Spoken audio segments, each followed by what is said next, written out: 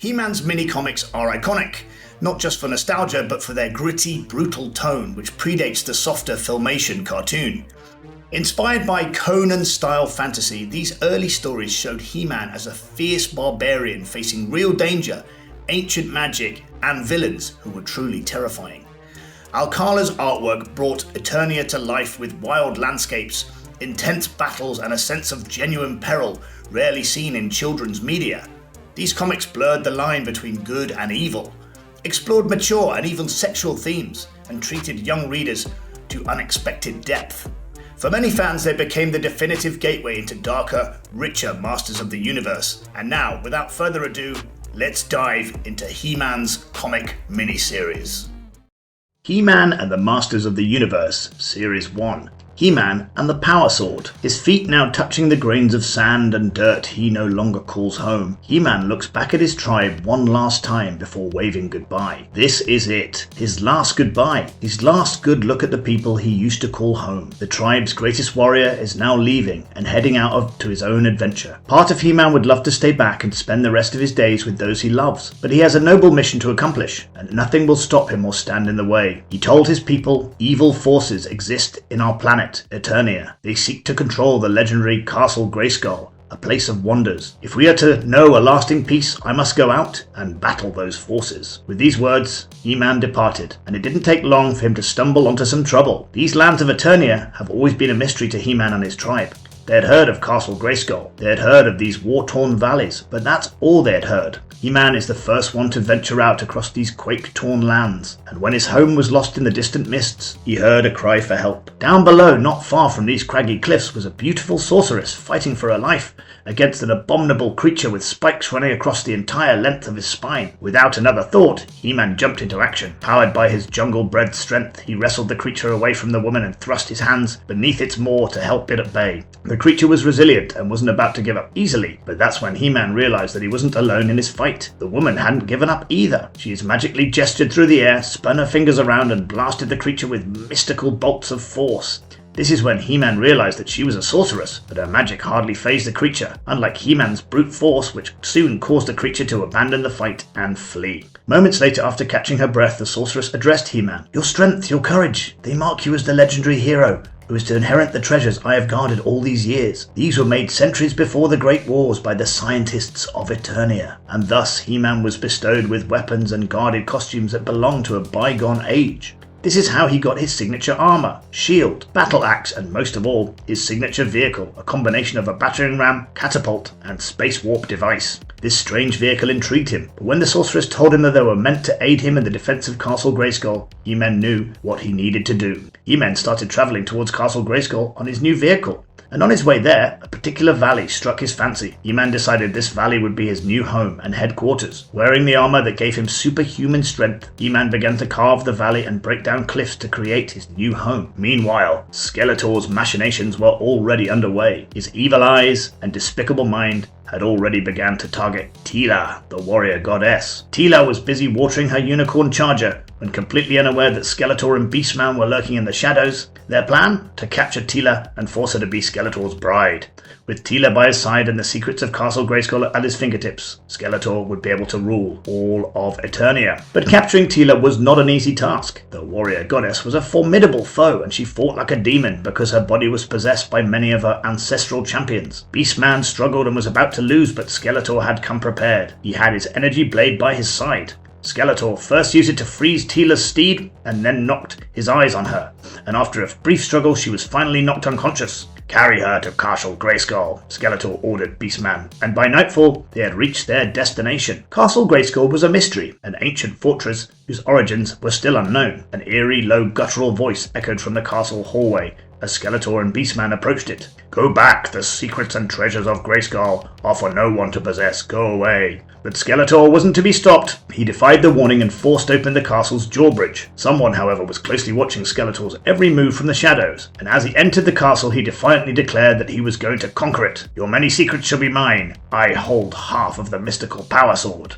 That bit was true. Skeletor did indeed possess half of the power sword, and one of his missions was to find the other half, which was hidden in the castle. With the two parts combined, Skeletor would possess enough power to go up against the castle's defences. But being this close to fulfilling his mission reminded Skeletor of his origins, as he said, "Once I lived in another dimension, a place populated by others of my kind. But when the Great Wars opened a hole in the dimensional wall, I was thrown into this world. With the complete power sword, I shall reopen that hole and bring my people here to conquer this dimensional world." And thus began Skeletor's venture into Castle Grayskull. After strapping an unconscious Teela to a stone slab, Beastman and Skeletor began searching the castle. Thanks to Beastman's keen sense of smell, they soon stumbled upon an ancient map drawn in blood, with symbols scrawled on it that only Skeletor could understand. This map showed him the way to an ancient fiery sword, and thus Skeletor made his way down a secret passageway to find it. By now, He-Man's job was almost done. He was finishing his dwelling in the Trozen Valley when he saw Man-at-Arms approaching him on his chariot. Man-at-Arms, whose people were masters of all weapons, told He-Man of all he saw in Castle Grayskull. If Skeletor gets control of the castle, he might be able to use it to conquer all of Eternia, and I shudder to think what fate he has planned for the warrior goddess.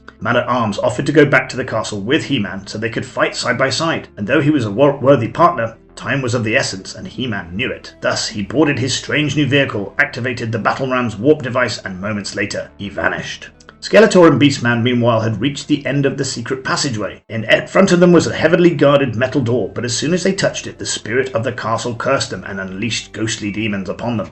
Beastman's claws were no match for these demons. They went right through him, but Skeletor's lightning blade was able to take care of them rather quickly. He then used his blade to carve a huge gash in the metal door in front of him, and that is when he heard a huge commotion outside the castle wall. Skeletor ordered Beastman to check it out while he continued, and when Beastman reached the ramparts, he found He-Man already at the castle's drawbridge. He-Man was using his vehicle like a battering ram, and upon seeing the Beastman, quickly fired the castle's laser cannons at him. The cannons were powerful, but He-Man's armor protected him from them, and thus the standoff continued. But Beastman wasn't the brute Skeletor's words painted him out to be. He was quite smart, because after a few misses he decided to target He-Man's battle ram instead. He sent the vehicle flying, and as He-Man crawled out from underneath, his armor force field was accidentally switched off. Beastman was quick to catch this, and he instantly aimed the laser cannon at He-Man, who was seemingly helpless. And things were taking a turn for the worse, because inside the castle, Skeletor had found the second half of the power sword behind the metal door. When he put the two pieces together, the sword burst into green fire, and Skeletor laughed like a maniac as he proclaimed, "The restored power sword! With this, I am invincible! There's nothing I cannot do! Nothing!" He-Man, meanwhile, had found aid in the form of Man-at-Arms, who'd finally caught up to him and his vehicles. The master of all weapons engaged Beastman with his flamethrower, while ordering He-Man to venture inside to take on Skeletor. Rejuvenated by his words, He-Man pulled down the castle's drawbridge using nothing but brute force. As He-Man bounded into the castle, he realized that his armor was no good anymore. The force field wouldn't activate, and thus He-Man threw it away and decided to face Skeletor without it. But Skeletor had the power sword at his disposal. He didn't need to fight He-Man himself. He simply waved the sword in the air, and it brought many weapons to life, and they all began attacking He-Man ceaselessly. He-Man fought off the weapons as best he could, but Skeletor could tell that He-Man was getting overwhelmed, and with the power sword in his possession, he knew that this was only the beginning of his assault.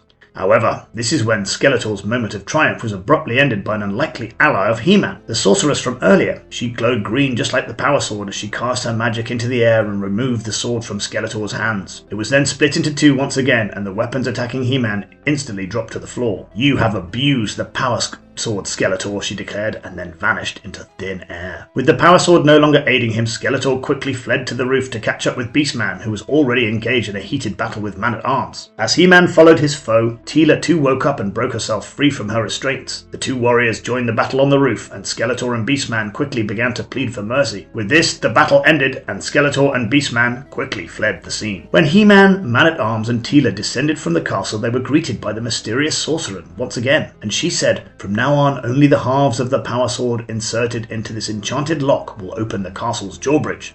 And to keep the castle from falling into the hands of evil again, I shall hide both halves in secret places." And after doing what was needed, the sorceress once again vanished. As morning approached, the spirit of the castle greeted our heroes and declared them masters of the universe, heroes destined to protect Castle Grayskull. The spirit then rewarded Teela with a snow-white unicorn, and though this had been a day of victory, the three heroes knew the battle was far from over. Skeletor would be back with his machinations, but this time our heroes, masters of the universe, would be there, ready to face him.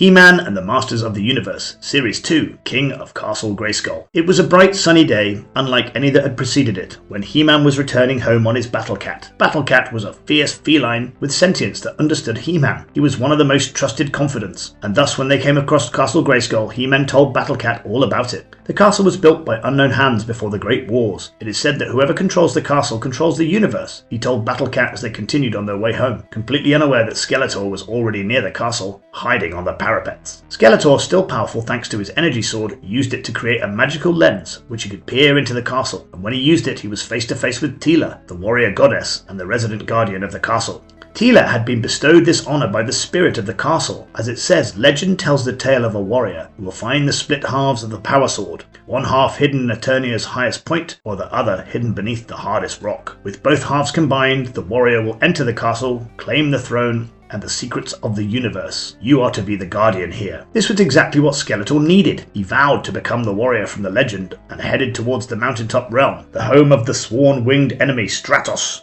The two fought a brutal battle, but ultimately Skeletor won, and thus found the first half of the power sword. It was embedded deep in rock, but Skeletor used his energy sword to free it from its confines. The other half was going to be tricky, however, because the hardest rock in Eternia was the bedrock where He-Man had chosen to build his abode. But with the element of numbers and surprise on his side, Skeletor knew he'd get the job done. And thus, the next afternoon, with Merman by his side, Skeletor ambushed He-Man, and our hero fell before he could get to any of his powerful garments. Not even Battle Cat could protect his master in this situation, and as He-Man fell, Skeletor once again used his energy blade to retrieve the second half of the power sword. It was now Merman's task to finish off He-Man, and Skeletor headed towards the castle on foot. On his way there, he used clay to disguise himself, and upon reaching his destination, Skeletor inserted both halves of the power sword into the stone lock to open the castle's drawbridge.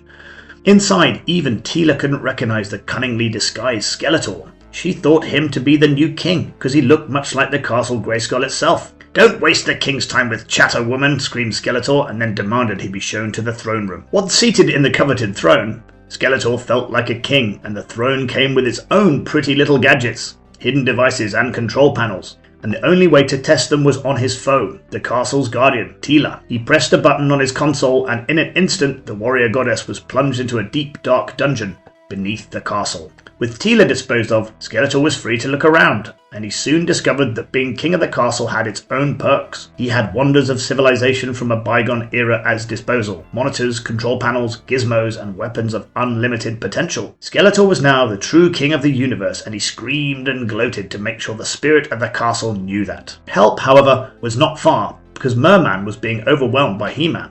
Battle Cat's timely intervention bought He-Man enough time to put on his force field armor, and while Merman tried to face off against him, Battle Cat made another charge and took him down. Battered and defeated, Merman fled, and He-Man mounted his trusty feline to make his way to the castle. Skeletor was watching all of this unfold from his throne room, but he failed to notice He-Man putting on another garment that granted him super strength. As He-Man bounded towards the castle, Skeletor screamed, "You may have survived that dull-witted Merman, but you will not survive King Skeletor, He-Man." And thus, upon reaching the castle, when He-Man tried to use his brute strength to open the drawbridge, Skeletor simply flipped a switch, which caused him to be thrown inside where the bridge dropped to the ground. When He-Man got to his feet, he was face to face with the new king, and though King Skeletor wanted He-Man to kneel, our hero had a different plan. He thwarted Skeletor's words and tried to attack him, but that is when Skeletor pressed a few buttons on his throne, which resulted in magical mystical energy emanating from his seat. The energy knocked out He-Man instantly, and he found himself thrust into a world of darkness. When he came back, He-Man was in a cell with Teela, the warrior goddess, but not for long, for Skeletor hadn't accounted for his garment of super strength. He-Man instantly tore the metal door of his cell off its hinges, and Teela and he then quickly leapt into action. But by now, Skeletor had enough time to get familiar with the castle's defences. He had been watching He-Man's every move from his monitors. Thus, when our heroes were set free, they were face to face with animated sets of armour that attacked them one after another whilst wielding the weapons from the castle. He-Man and Teela struck down these empty suits of armour one after the other, but this small victory wasn't enough for Skeletor. He wanted to see the light leaving his enemy's eyes by himself, and thus he joined the battle, which was his biggest mistake, for Skeletor was only focused on He-Man. He never noticed Teela, and by the time he did, it was already too late. Tila had already smacked the power sword out of her grip using her spear, which caused the weapon to split in two once again. Instantly, the castle's defences stopped aiding Skeletor and the empty suits of armour fell to the ground. Skeletor instantly abandoned the power sword and started running towards the parapets, with He-Man and Tila in close pursuit. When he reached the top, he armed himself with the castle's laser cannon and began firing at his enemies one after the other. Skeletor was smart. The laser blasts were deadly, but He-Man and Tila were better. They avoided the cannon blasts, and then He-Man lunged and propelled his body towards Skeletor's. In that moment, he didn't care about himself or his life. All he knew was that he needed to stop Skeletor, and that's exactly what he did. The two of them stumbled off the castle in the scuffle, and thankfully He-Man's garment of strength absorbed most of the impact from the fall. But Skeletor wasn't done yet.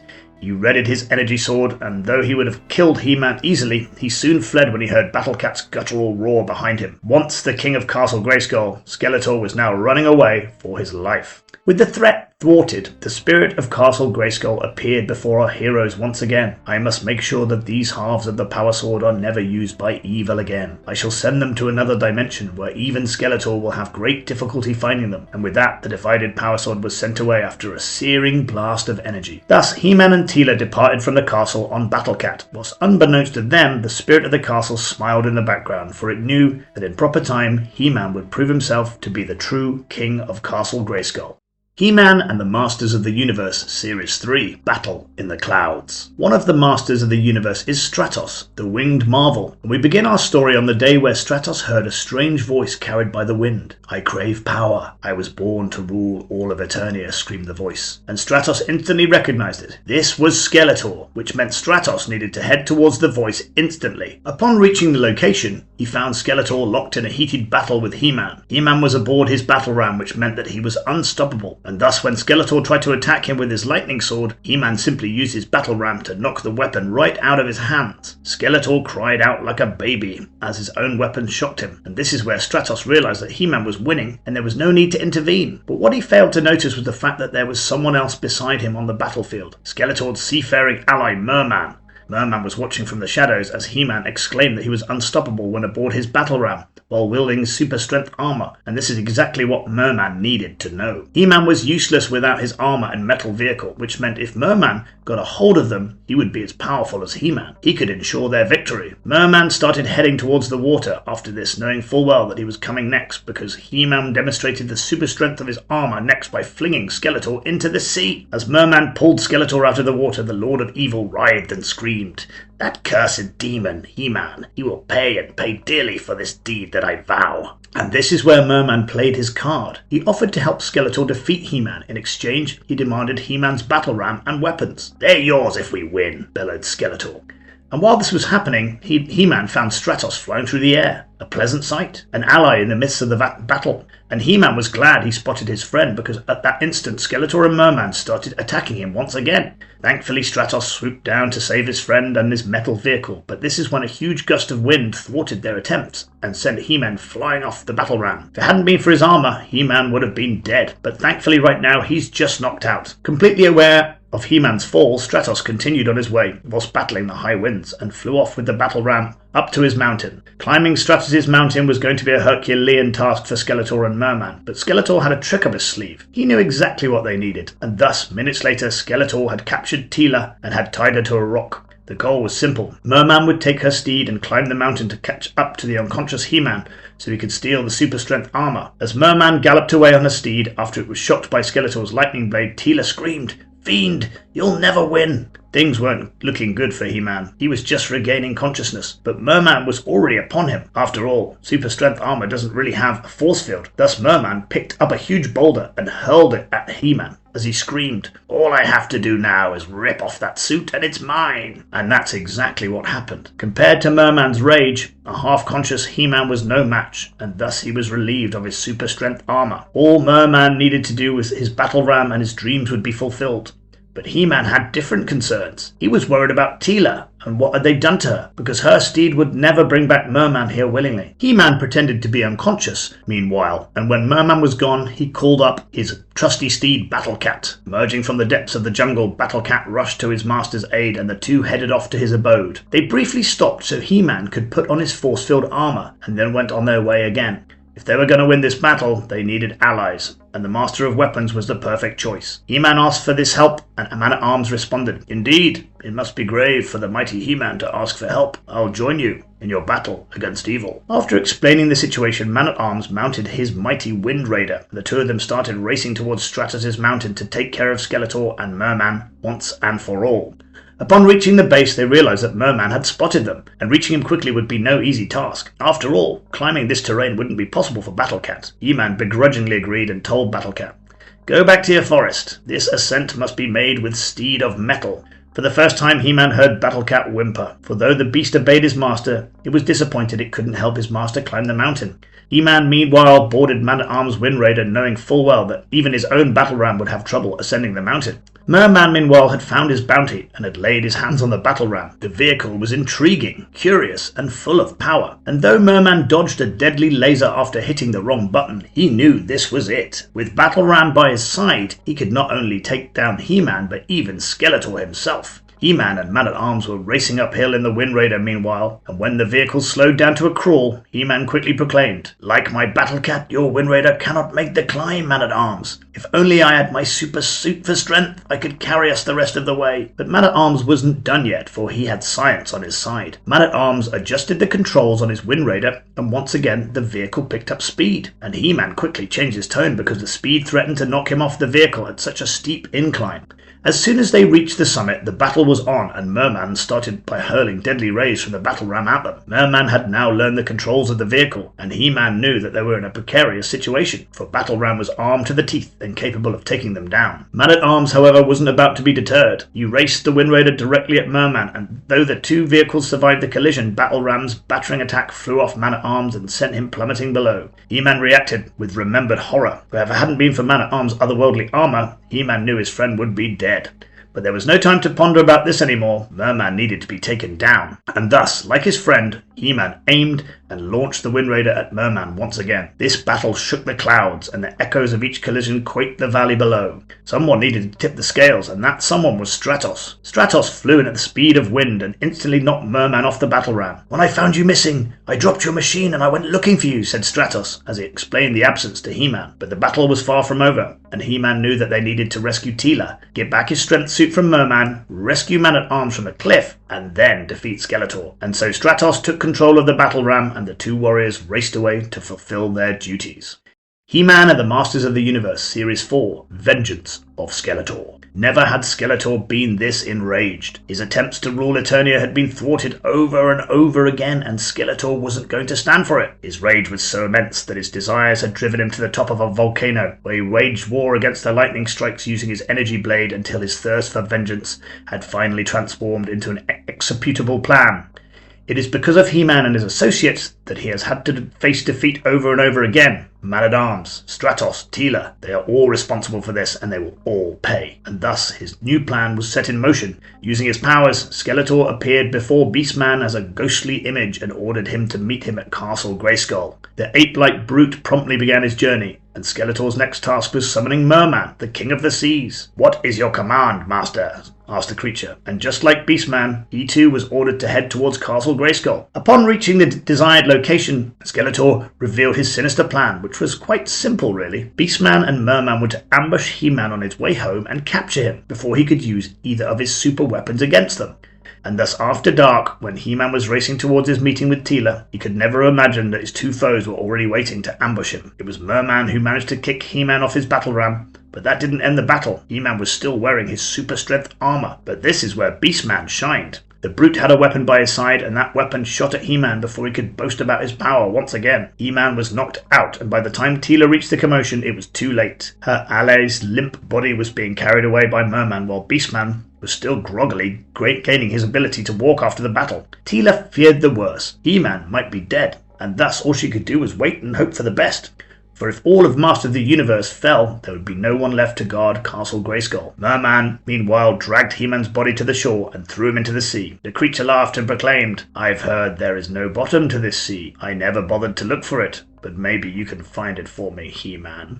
Unfortunately, you won't be around to tell the tale, though." Merman then ran off to report to Skeletor, which ultimately robbed him of the opportunity to witness a miracle. The icy depths of the sea jolted He-Man awake, and when he struggled to breathe, he soon realized that Skeletor and his minions were the least of his worries. For a creature from the depths, a monster of monsters, was about to make He-Man his personal meal. He-Man struggled and made his way to the surface, desperate for air, but the creature followed him and soon captured He-Man in his tentacles and began to squeeze the life out of him. Thankfully, this is when Stratos showed up and zapped the creature with his fire-powered weapon.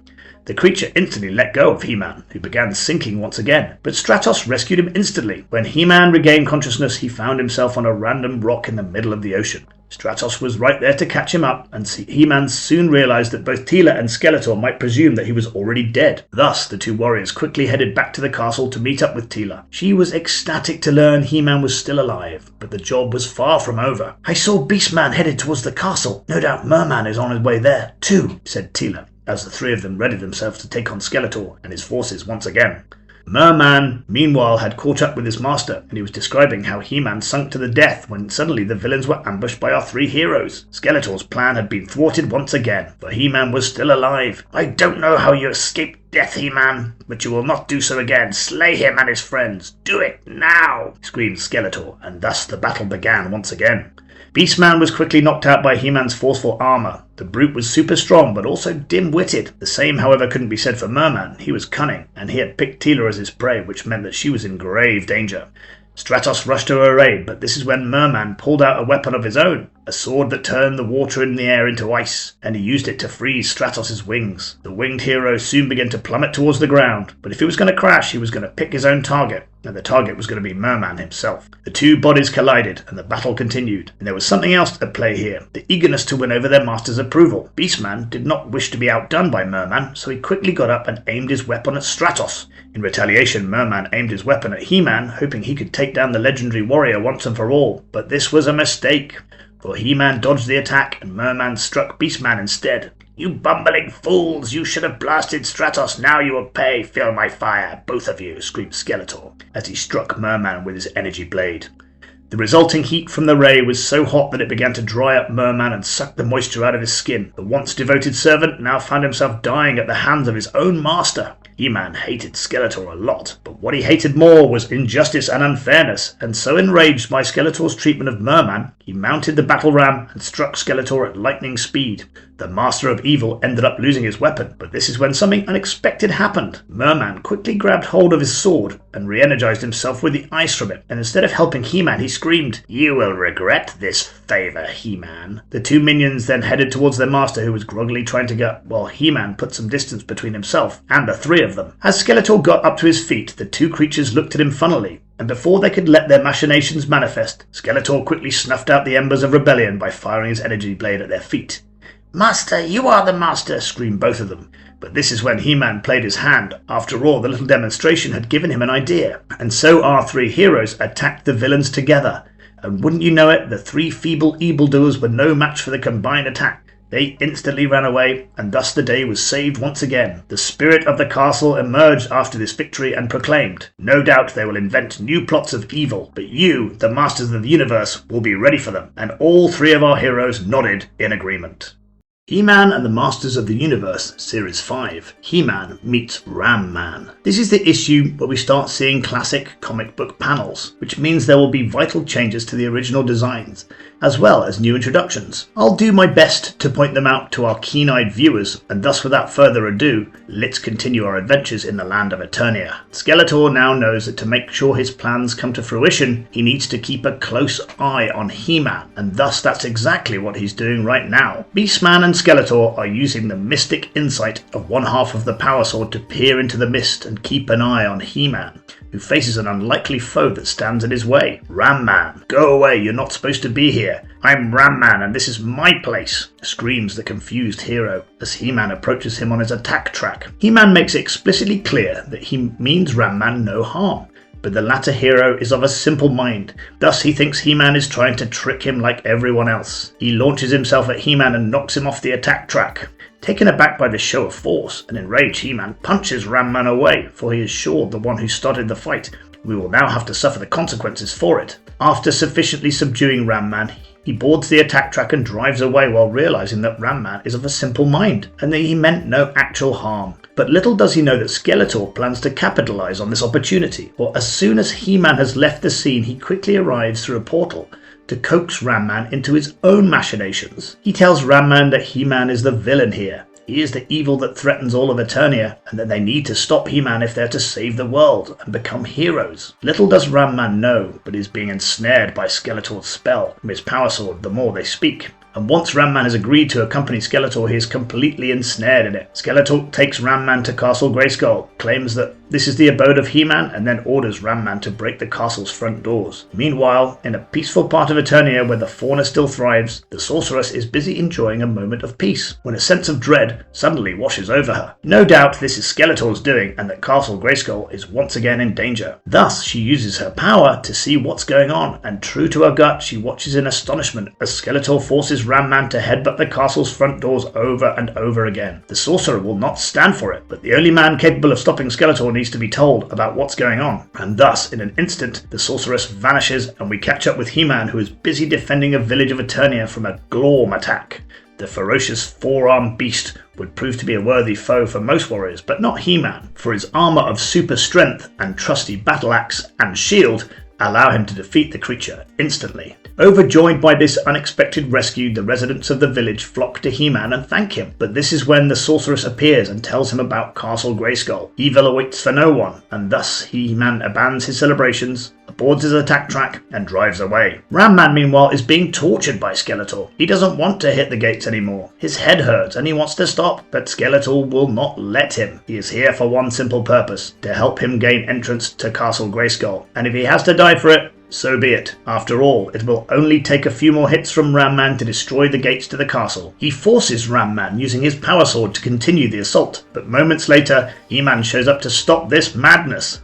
Skeletor sicks Beastman on He-Man to buy Ram-Man more time, and though Ram-Man is able to get a few more hits in during these precious seconds, He-Man quickly subdues Beastman with a single punch. He then aims for Skeletor and lunges at him, but this is when the Lord of Evil realizes that Beastman is about to get up and attack He-Man from behind, which means that all he needs to do is strike He-Man simultaneously with the mystical energy from one half of the power sword, and thus, with careful precision, both Beastman and Skeletor strike simultaneously to take down He-Man, and then Skeletor raises his half of the power sword in the air to finish off He-Man once and for all. However, Skeletor failed to account for the energy of the power sword. For this last blast he used to subdue He-Man meant that Ram-Man is now free, and seeing He-Man not in the castle made him quickly realize that he had been tricked by Skeletor. "Skeletor hurt me, and now he wants to hurt He-Man," screamed Ram-Man, and then propelled himself towards Skeletor. Skeletor was knocked away instantly, and this had bought He-Man enough time to get back on his feet. The Lord of Evil quickly realized the battle against He-Man and Ram-Man was pointless, and thus he used his powers to quickly leave the scene with Beastman the very next second. He may have lost today, but he will live to fight another day. Ram-Man was quite disappointed by Skeletor's escape, but He-Man reassured them. They may have lost sight of their foes today, but each of them have gained a new ally. The two heroes shook arms, and they realized that this was the start of a new friendship that was destined to last a lifetime. He-Man and the Masters of the Universe, Series 6, The Order of Man-E-Faces. The story starts in the middle of a travelling circus, where a street-performing actor seems to have won the hearts of all the denizens, including He-Man and Teela. Our two heroes swoon and applaud his moving performance, but as always, Skeletor too watches all of this unfold from the shadows. The famed actor has them all intrigued, and while Teela and He-Man wonder what Man-E-Faces looks like underneath his mask, Skeletor hatches plans to use the famed actor for his own stratagem. Once the performance is open, Man-E-Faces steps down from his pedestal and bows for the audience. And now with his mask on, Teela realizes the man underneath is quite handsome indeed. Our two heroes plan to meet Man-E-Faces backstage, but before this can happen, Skeletor corners him and forces Man-E-Faces to drink a magical potion. The actor reluctantly submits, and within seconds he transforms into an evil monster who is willing to murder all Skeletor's slightest whim. But Skeletor doesn't plan to use Man-E-Faces right now. This is just the start of his plan. Thus the Lord of Evil uses his half of the power sword to transform Man-E-Faces back into the man he used to be. What's more is that Skeletor erases Man-E-Faces' recent memory to wipe out any evidence of him being transformed in the first place. Side note, this is the first appearance of Man-E-Faces in the comics, which is why his depiction is an early prototype that differs from the final design of the toy. On the next panel we will also see his first appearance at the Royal Palace of Eternia, King Randor and Queen Marlena, though they will remain unnamed for now. A week or so later, He-Man and Teela are invited to the royal palace for a great feast in their honor, and wouldn't you know it, Many-Faces is the special entertainment for that night.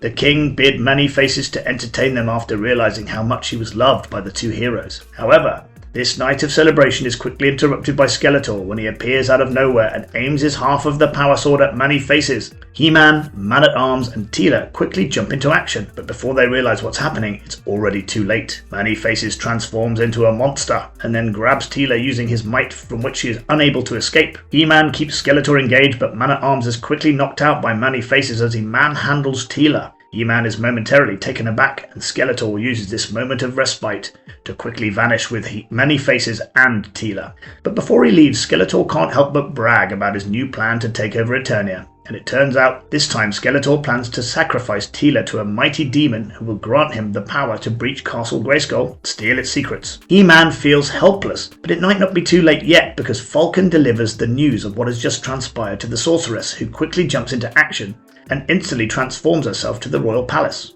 Upon realizing that he still has allies, he leaves He-Man to protect the king and queen while he and the sorceress go to take care of Skeletor. Time is of the essence because Skeletor's plan is well underway. The demon is here, and Teela has been tied up to ensure that she can't escape. The demon is about to get his sacrifice when suddenly He-Man and the sorceress appear and start the battle. He-Man attacks the demon with his battle axe to keep him engaged, while the sorceress takes care of Skeletor and Many-Faces. She quickly realizes that she doesn't need to face her two foes head on. All she needs to do is free Many-Faces from Skeletor's spell. She casts her own mystical power, and wouldn't you know it, Many-Faces is turned into a man again. He quickly realizes the mistake of his ways and frees Teela, who doesn't blame him for she knows he was under Skeletor's spell. Once freed, Teela grabs her shield and sword and jumps into action. The tide may have been turned, but Skeletor still wields one half of the power sword, and thus, with another simple motion, he turns Many-Faces into his monster once again. The sorceress quickly counters with her own spell, and unfortunately for Many-Faces, this is a mystical battle where his body is in the battlefield. Many-Faces is transformed into the monster and man over and over again as both powerful entities battle for control over Many-Faces' body. The intense transformations began taking a toll on his body until finally the energy buildup is too much for Many-Faces to handle. He simultaneously switches between the two states for a moment before eventually exploding due to the sheer amount of energy that his body tries to contain. Teela and He-Man meanwhile have prevailed over the demon, but when they try to ambush Skeletor, he quickly vanishes into thin air. Skeletor may be foolhardy, but he isn't stupid enough to face off He-Man, Teela, and the sorceress all by himself. When our heroes return to Many-Faces, they realize that his being has been destroyed, and the battle over his body has transformed him into a mere robot with no directive. The sorceress quickly uses her power to undo this change and supposedly save the day, but she knows the truth. This battle was quite taxing for Many-Faces, and he will never be the same again. The monster and the robot are now part of him forever. It's only a matter of time before Skeletor tries to exploit this weakness again. He-Man and the Masters of the Universe, Series 7, The Terror of Triclops. We start this issue in Skeletor's lair, deep beneath Eternia in its maze of honeycomb caverns, where he resides over his throne with Beastman at his continuous disposal. In these initial issues, Skeletor does not yet reside in Snake Mountain, but the thought of He-Man foiling all his plans still haunts him. He knows he cannot take on He-Man in a head-to-head battle, but someone on Eternia should be powerful enough to take him on. And this is when Beastman tells him about the formidable Triclops, a legendary warrior. Skeletor uses his power sword to pierce the veil of reality to check on Beastman's claims, and sure enough, Triclops is a magnificent warrior who is currently taking on a demon army all by himself. The attacking demons are no match for him, and after deciding that Triclops needs to be his ally, Skeletor thrusts his hand through the portal and drags Triclops into his lair. He welcomes Triclops with big words, but the warrior was just at the heart of battle, adrenaline still surging through his veins, and thus angered by Skeletor's audacity. Triclops turns his eyes on the Lord of Evil and challenges him to a fight. Beastman jumps into action to protect the honor of his master, but he's no match for Triclops, who instantly retaliates as soon as Beastman makes his first move, even though his back was turned to the fiend. He grabs Beastman by the throat and slams him into the wall, while Beastman wonders out loud how Triclops could have such reaction times. This is when Triclops gloats and tells him that panoramic vision is one of his superpowers, which means he can keep an eye on every single direction. Beastman begs for mercy as Triclops strangles him, and although the spectacle is quite entertaining, Beastman is still a loyal servant, and thus Skeletor can't have Triclops destroy him. He attacks the legendary warrior with one half of his power sword, but before Triclops can attack him, Skeletor makes his offer and tells Triclops that he'd rather hire him instead. This offer has Triclops intrigued, and this is when Skeletor makes his offer. All Triclops has to do is defeat He-Man, and once Skeletor has gained the secrets of Castle Grayskull, they will rule Eternia together. Triclops accepts the offer, but not because he wants to rule Eternia, but he wants to test his mettle against the Masters of the Universe, and thus the plan is underway while our heroes enjoy a well-earned moment of rest by having a picnic. He-Man, Teela, Battlecat and Ram-Man enjoy their sunny day amidst the cozy fauna of Eternia. And this is the first time Battlecat talks in the comics. They joke how fun He-Man is when he's not defending Eternia, and this is when Skeletor and Triclops decide to strike. Skeletor uses his mystical powers to imbue Battlecat with a sense of restlessness that causes him to leave his friends behind and go on a hike. He was just so happy and relaxed a second ago, but now he's overcome by a sense of restlessness, and despite knowing better, he decides to leave his friends behind. On his hike, Battlecat is compelled to enter a cave against his will, and when he does, he's ambushed by Triclops, who knocks out Battlecat with a single punch. Our heroes, still completely unaware of Skeletor's machinations, continue to enjoy the sun, and this is when Ram-Man realizes that maybe he should let He-Man and Teela spend some time by themselves. Ram-Man may be a simpleton, but he still understands the obvious, and thus when he walks away, he is face to face with Triclops. Triclops insults Ram-Man by calling him a dunderhead and a numbskull, but Ram-Man is only focused on one thing. Triclops just called Skeletor an ally, which means he is an enemy. Ram-Man quickly launches himself at Triclops, but the warrior is ready for the attack, and Ram-Man instead slams into the tree behind him when he stops out of the way. When Ram-Man is still recovering, Triclops hits him with the head and knocks him out. He-Man, meanwhile, is enjoying the sunny day beside Teela by admiring her beauty, but this tender moment of intimacy is quickly interrupted by Triclops, who gloats that he is now here to defeat He-Man once and for all, after taking care of his friends. Teela quickly jumps into action, grabs her sword and launches herself at Triclops to save He-Man, but she is no match for Triclops, who knocks her out with a single swipe. This is it. Triclops has crossed the line by hitting Teela, and He-Man, enraged by this, launches himself at Triclops with all his might. He-Man blocks Triclops' first blow with his shield and then attacks him with his battle axe. The next few seconds are spent in silence, with only the clanging of steel against steel echoing through the forest. Eventually, Triclops is forced to use his second power to subdue He-Man, Light Beam, a bright beam of light that temporarily blinds his foes. Triclops also has two other powers, Night Vision and Far-Seeing Vision. Once he's blinded He-Man using his light beam, he begins wailing on him. He-Man instinctively holds up his shield and blocks Triclops' blows until his vision returns. And once that happens, he picks up his moment and knocks Triclops down under the chin, which sends him flying away. Teela, Ram-Man and Battlecat return to his side, having fully recovered now, and He-Man realizes that Triclops didn't actually murder his friends, he simply knocked them out. Triclops admits that He-Man was the sole target, but before he can say more, he spots Skeletor about to attack him using his far vision. Triclops leaps away and He-Man uses his shield to defend himself, his friends and Triclops. The mystical bolt is reflected. Skeletor is thwarted, but when they turn round to check on Triclops, they realize he must have had powers of his own, for Triclops has vanished into thin air. Even though gone, He-Man and the rest know that this is not the last they have seen of Triclops. Skeletor may have been defeated today once again, but the Lord of Evil doesn't plan on resting anytime soon. He-Man and the Masters of the Universe, Series 8, The Menace of Trapjaw. The mysteries of Castle Grayskull have always enchanted the world of Eternia, but they've also been especially enticing to one person, Skeletor, who is once again trying to enter it in order to attain the power held behind its walls.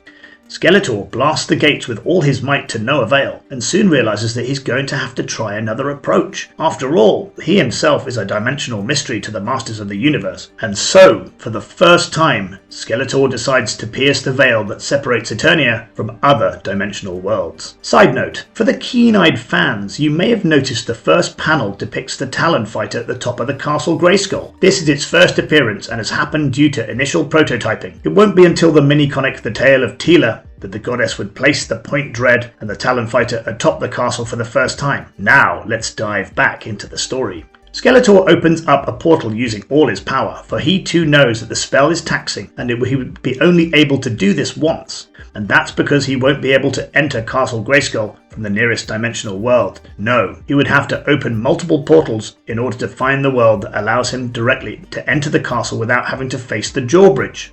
Skeletor's first portal leads him to the nearest world where the power of the castle permeates reality and prevents him from entering it as expected, and thus Skeletor opens another portal, but then a huge grappling hook is hurled towards him out of nowhere and Skeletor manages to avoid it in the nick of time. The hook wasn't meant for him. It was from another villain from another dimension, Trapjaw, who is currently escaping the authorities. He quickly retracts the grappling hook, which although it helps him to escape the authorities, also forces him up to crash into Skeletor, sending him flying back into the first portal. Trapjaw meanwhile holds his ground and fights the authorities, but the blasts from their energy weapons send him flying back into the portal as well, and before they can get to him, the portal closes. Meanwhile, back in Eternia, the Masters of the Universe are racing through the halls of the Royal Palace because for the past few minutes Castle Grayskull has been hit by a shockwave after shockwave. These waves are similar to Skeletor's initial attack, which would mean that he's continued his nefarious plot once again. The heroes band together and head for the castle in the Wind Raider and the Talon Fighter. But as expected, Skeletor is indeed the castle gates. But something's off. The Lord of Evil is on his knees. Before He-Man can point this out, he and his allies are shot out of the sky by yet another shockwave. Despite the fall, Teela, He-Man and Man-at-Arms get back to their feet and rush Skeletor, only to discover that, surprisingly, the drawbridge is opening up on its own. And to everyone's horror, Trapjaw emerges from it while being surrounded by otherworldly glow, thanks to the power he stole from Castle Grayskull. I was only a criminal in my own world, but after the power from the castle, I am a god. And this shall be the first world Trapjaw conquers. After this menacing declaration, the battle is on, and he will have to face off against the Masters of the Universe before he causes harm to Eternia. But, unfortunately for our heroes, Trapjaw wields immense power, and thus he knocks out Man-at-Arms and Teela with a single blow from his laser cannon. He-Man retaliates and manages to punch Trapjaw in the face, but the villain simply shrugs off the blow and blasts He-Man with his laser cannon as well.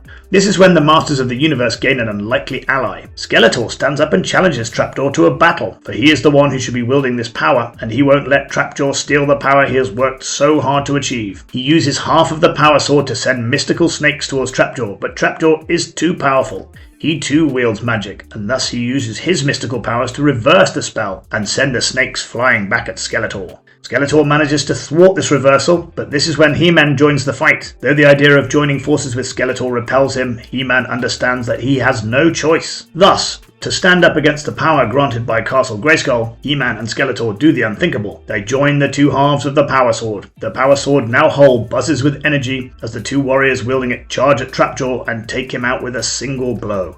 The resulting explosion from the collision of the two energies knocks Trapjaw out instantly, and while He-Man is distracted, Skeletor uses the chance to try and get inside Castle Grayskull. But by now, Teela has regained consciousness and she charges Skeletor instantly. Though Castle Grayskull has regained its power as well, and thus before Skeletor can step on the drawbridge, it closes and thwarts Skeletor's plans once again. He-Man laughs and mocks Skeletor, but the Lord of Evil won't stand for this. He grabs Trapjaw's limp body and vows to make the Masters of the Universe pay for the defeat he has suffered here today. Skeletor vanishes with Trapjaw's body, and though he has escaped yet again, our heroes revel in the fact that Trapjaw will have a huge surprise waiting for him in Skeletor's captivity once he wakes back up again. They laugh and walk away, having saved Eternia from eternal doom once again.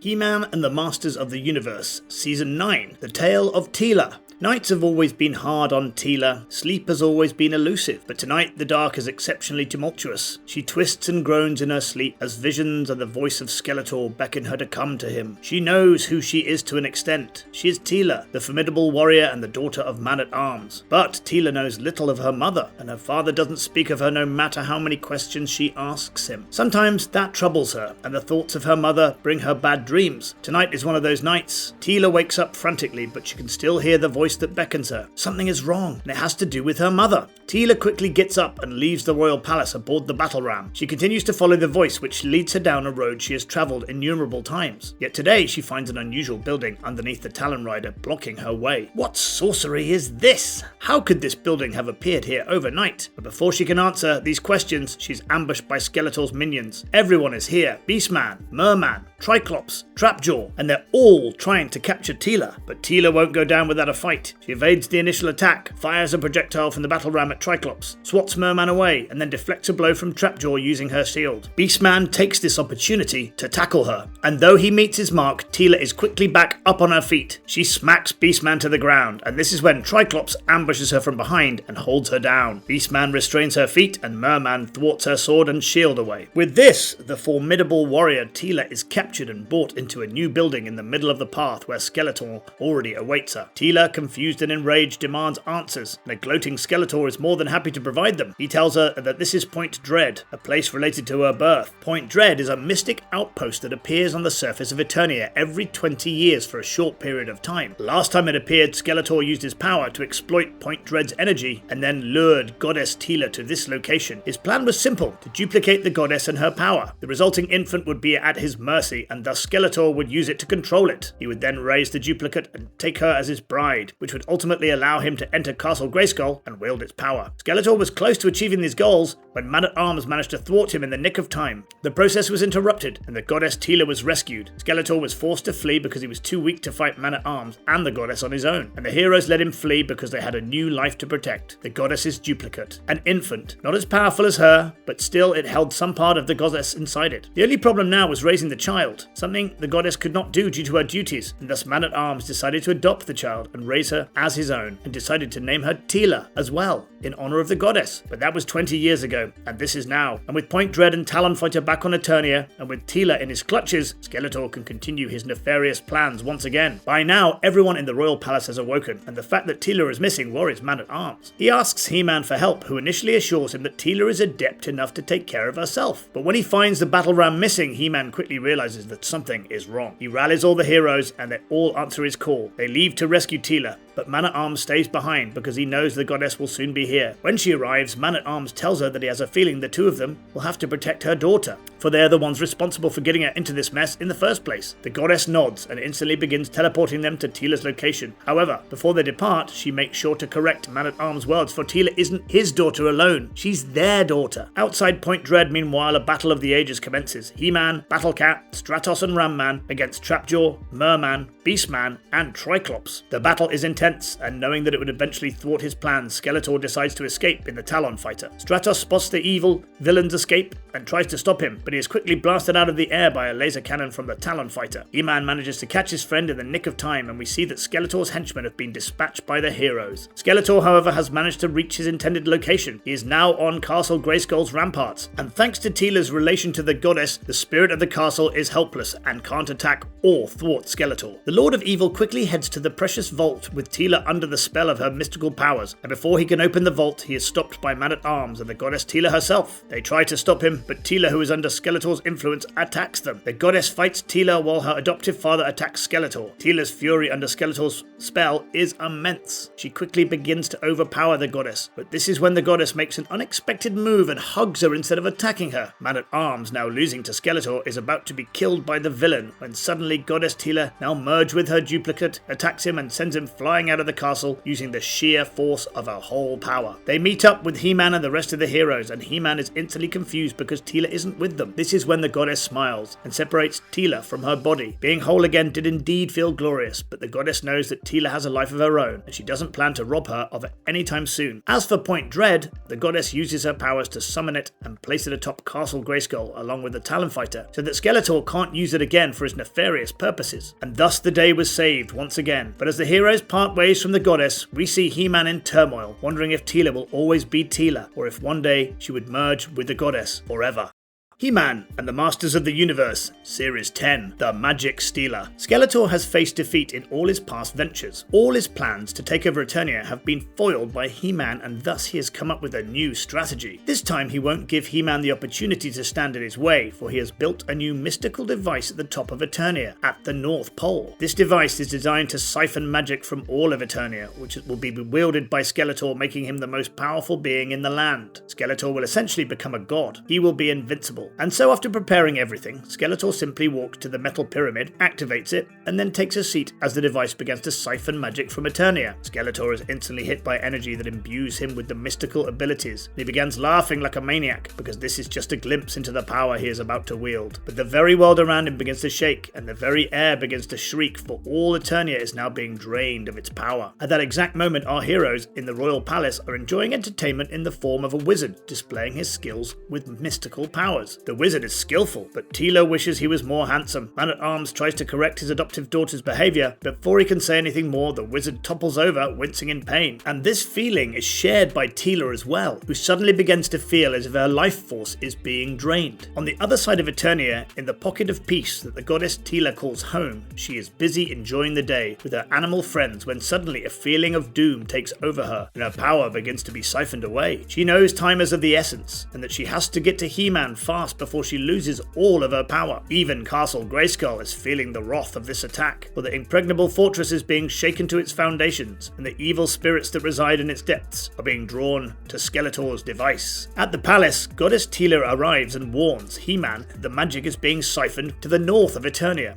And if this isn't soon stopped, all of Eternia will fall apart and everything will be destroyed. The goddess no longer has enough power to take He-Man north, which means he is going to have to rely on his attack track. And He-Man wastes no time in getting everything ready. He leaves the goddess in the capable hands of his friends, and though he'd like to take them with him, he will travel faster if he goes alone. King Randor bestows He-Man with Zoar, the mighty falcon, who has his own armor and laser cannons. The creature will help guide and aid He-Man in his journey. And with that, He-Man begins his journey north, while the goddess covertly tells Man-at-Arms that He-Man is now their only hope. He-Man's journey north is perilous, but his attack track is up to the task. The vehicle navigates ruthless terrain effortlessly, while Zoar keeps an eye out through the air. But then suddenly the land in front of He-Man splits open, and a giant with 4 arms climbs out, clearly drawn by the siphoning device at the North Pole. Zoar leaps into action and distracts the giant, and this is where He-Man realizes who this is. It's Procrustes, the god who holds the inner world of Eternia together with his many arms. He-Man knows it's vital for Procrustes to return to his realm for the sake of all Eternia, and thus he apologizes to the giant, and then sends him back into the hole he crawled out of using the attack track's laser cannon. He-Man then drives away as Procrustes snaps out of his daze, and the giant says, "I will try to last, He-Man, for Eternia's sake, but the lore and the magic siphon is strong. Hurry!" Sometime later, He-Man encounters another foe on his journey north, maddened spirits of the air that have woken due to the magic siphoning. He-Man draws his weapon ready to lash out, but this is when Zoar soars in and blasts away the spirits using his claws. A few minutes later, Zoar and He-Man reach the magic siphoning device and are assaulted by all of Eternia's mystical, evil, maddening spirits. Skeletor's conjurations, everything. In the ensuing battle, He-Man realizes that he and Zoar are the only two who stand in the path of Eternia's eternal doom. He-Man unleashes the might of his power sword and super strength armor, while Zoar provides support from the air using his laser cannons. Finally, after slicing through the spirits standing in his way, He-Man reaches the device, and upon looking inside, his suspicions are confirmed. Skeletor is at the center of this event, and for once, Skeletor is surprised to see He-Man, because he was not expecting the hero to arrive so soon, not before he has stolen all of the magic from Eternia. He-Man, enraged by Skeletor's audacity, screams that no matter how powerful Skeletor becomes, he will always be inferior to the Masters of the Universe, because they have their love for Eternia on their side. And with these words, He-Man grabs the two sides of the pyramid's entrance and rips them apart with all his might. The resulting explosion sends them both flying in different directions, and thus the battle comes to an end. Within a day, peace has been restored, the goddess has recovered, Castle Grayskull's defenses are up again, and more importantly, He-Man has once again saved all of Eternia.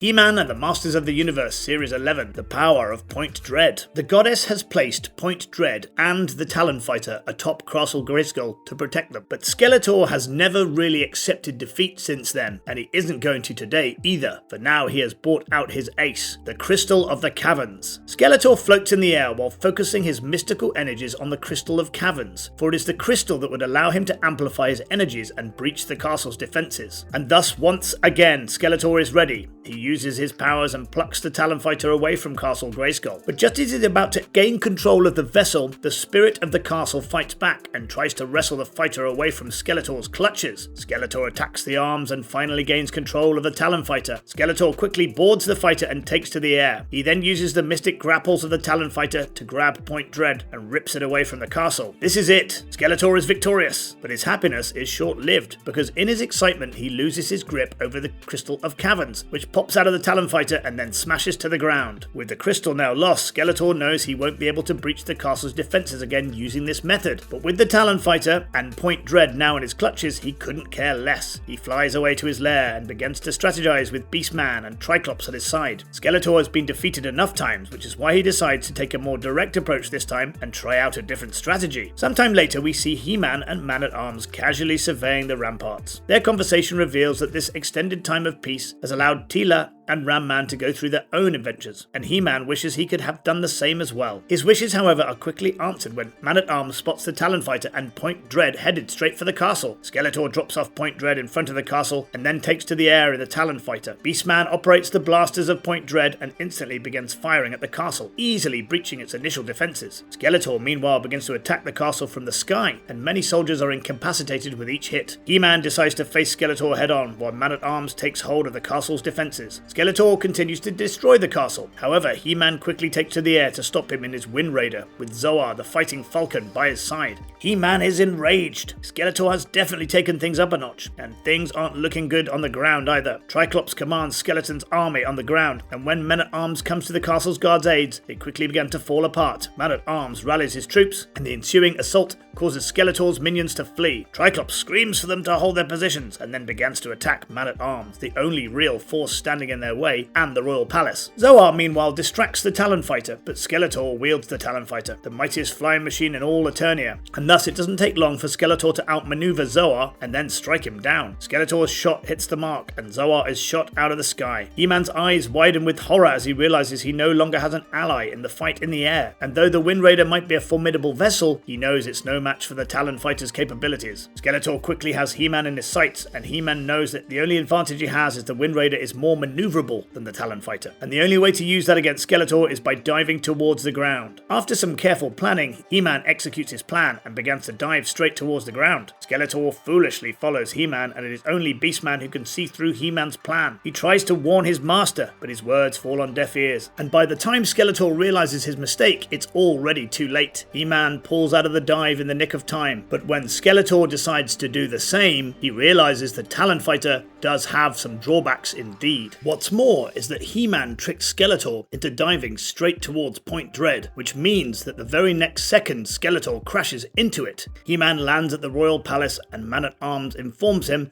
that Skeletor's army gave up as soon as their master was defeated. When He-Man searches for Zoar, he's relieved to find the fighting falcon still lives and has only suffered a few singed tail feathers thanks to his last-minute evasion. And now the only thing that remains is to find out what happened to Skeletor, Beastman and Talon Fighter, and the Point Dread. But little does He-Man know that he doesn't need to worry about the villain, at least for now, because when Skeletor and Beastman came back to consciousness, they realized they have been mysteriously transported back to the entrance of Castle Grayskull. Talon Fighter and Point Dread are where they belong, back at the top of the castle. And now that the Castle of Caverns has been destroyed, Skeletor will never be able to gain control over them again. The villain rants and rages, but for now, Eternia is once again safe thanks to the Masters of the Universe.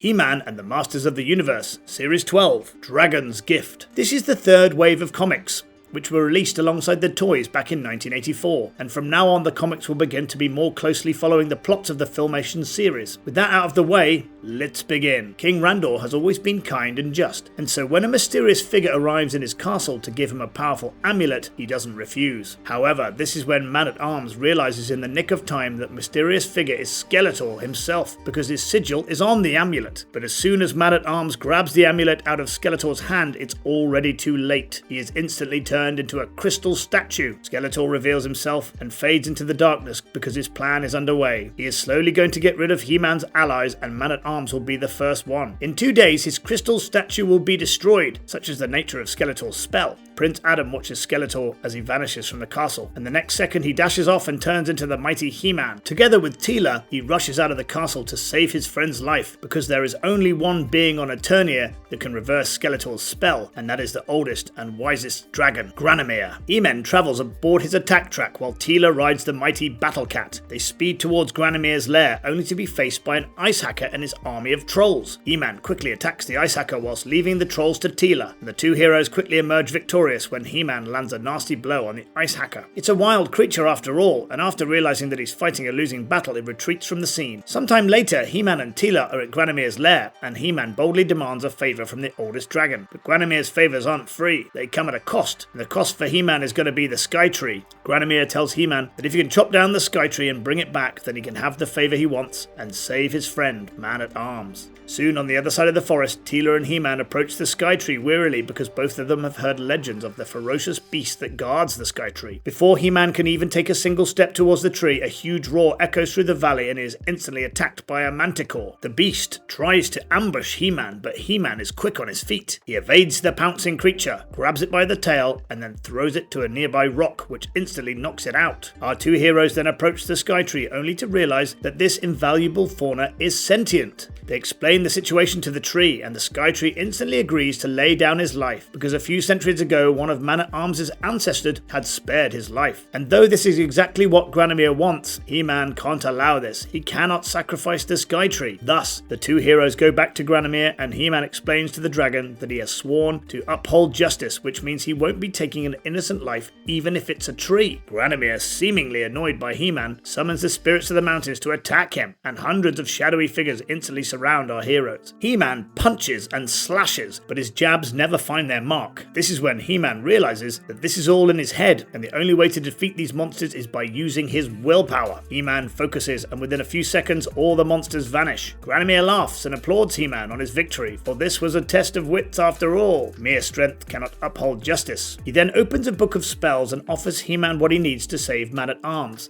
And our heroes race back to the royal palace as the sun sets on the horizon, signalling the end of the second day. All ends well. Man-at-Arms is cured in the nick of time with 5 minutes remaining on the clock, and the warrior couldn't have been happier, for his daughter and Prince Adam just saved his life. Granimir's tests still puzzle Teela and He-Man, and our hero speculates that maybe the dragon wanted to show them that things are never as they seem on Eternia.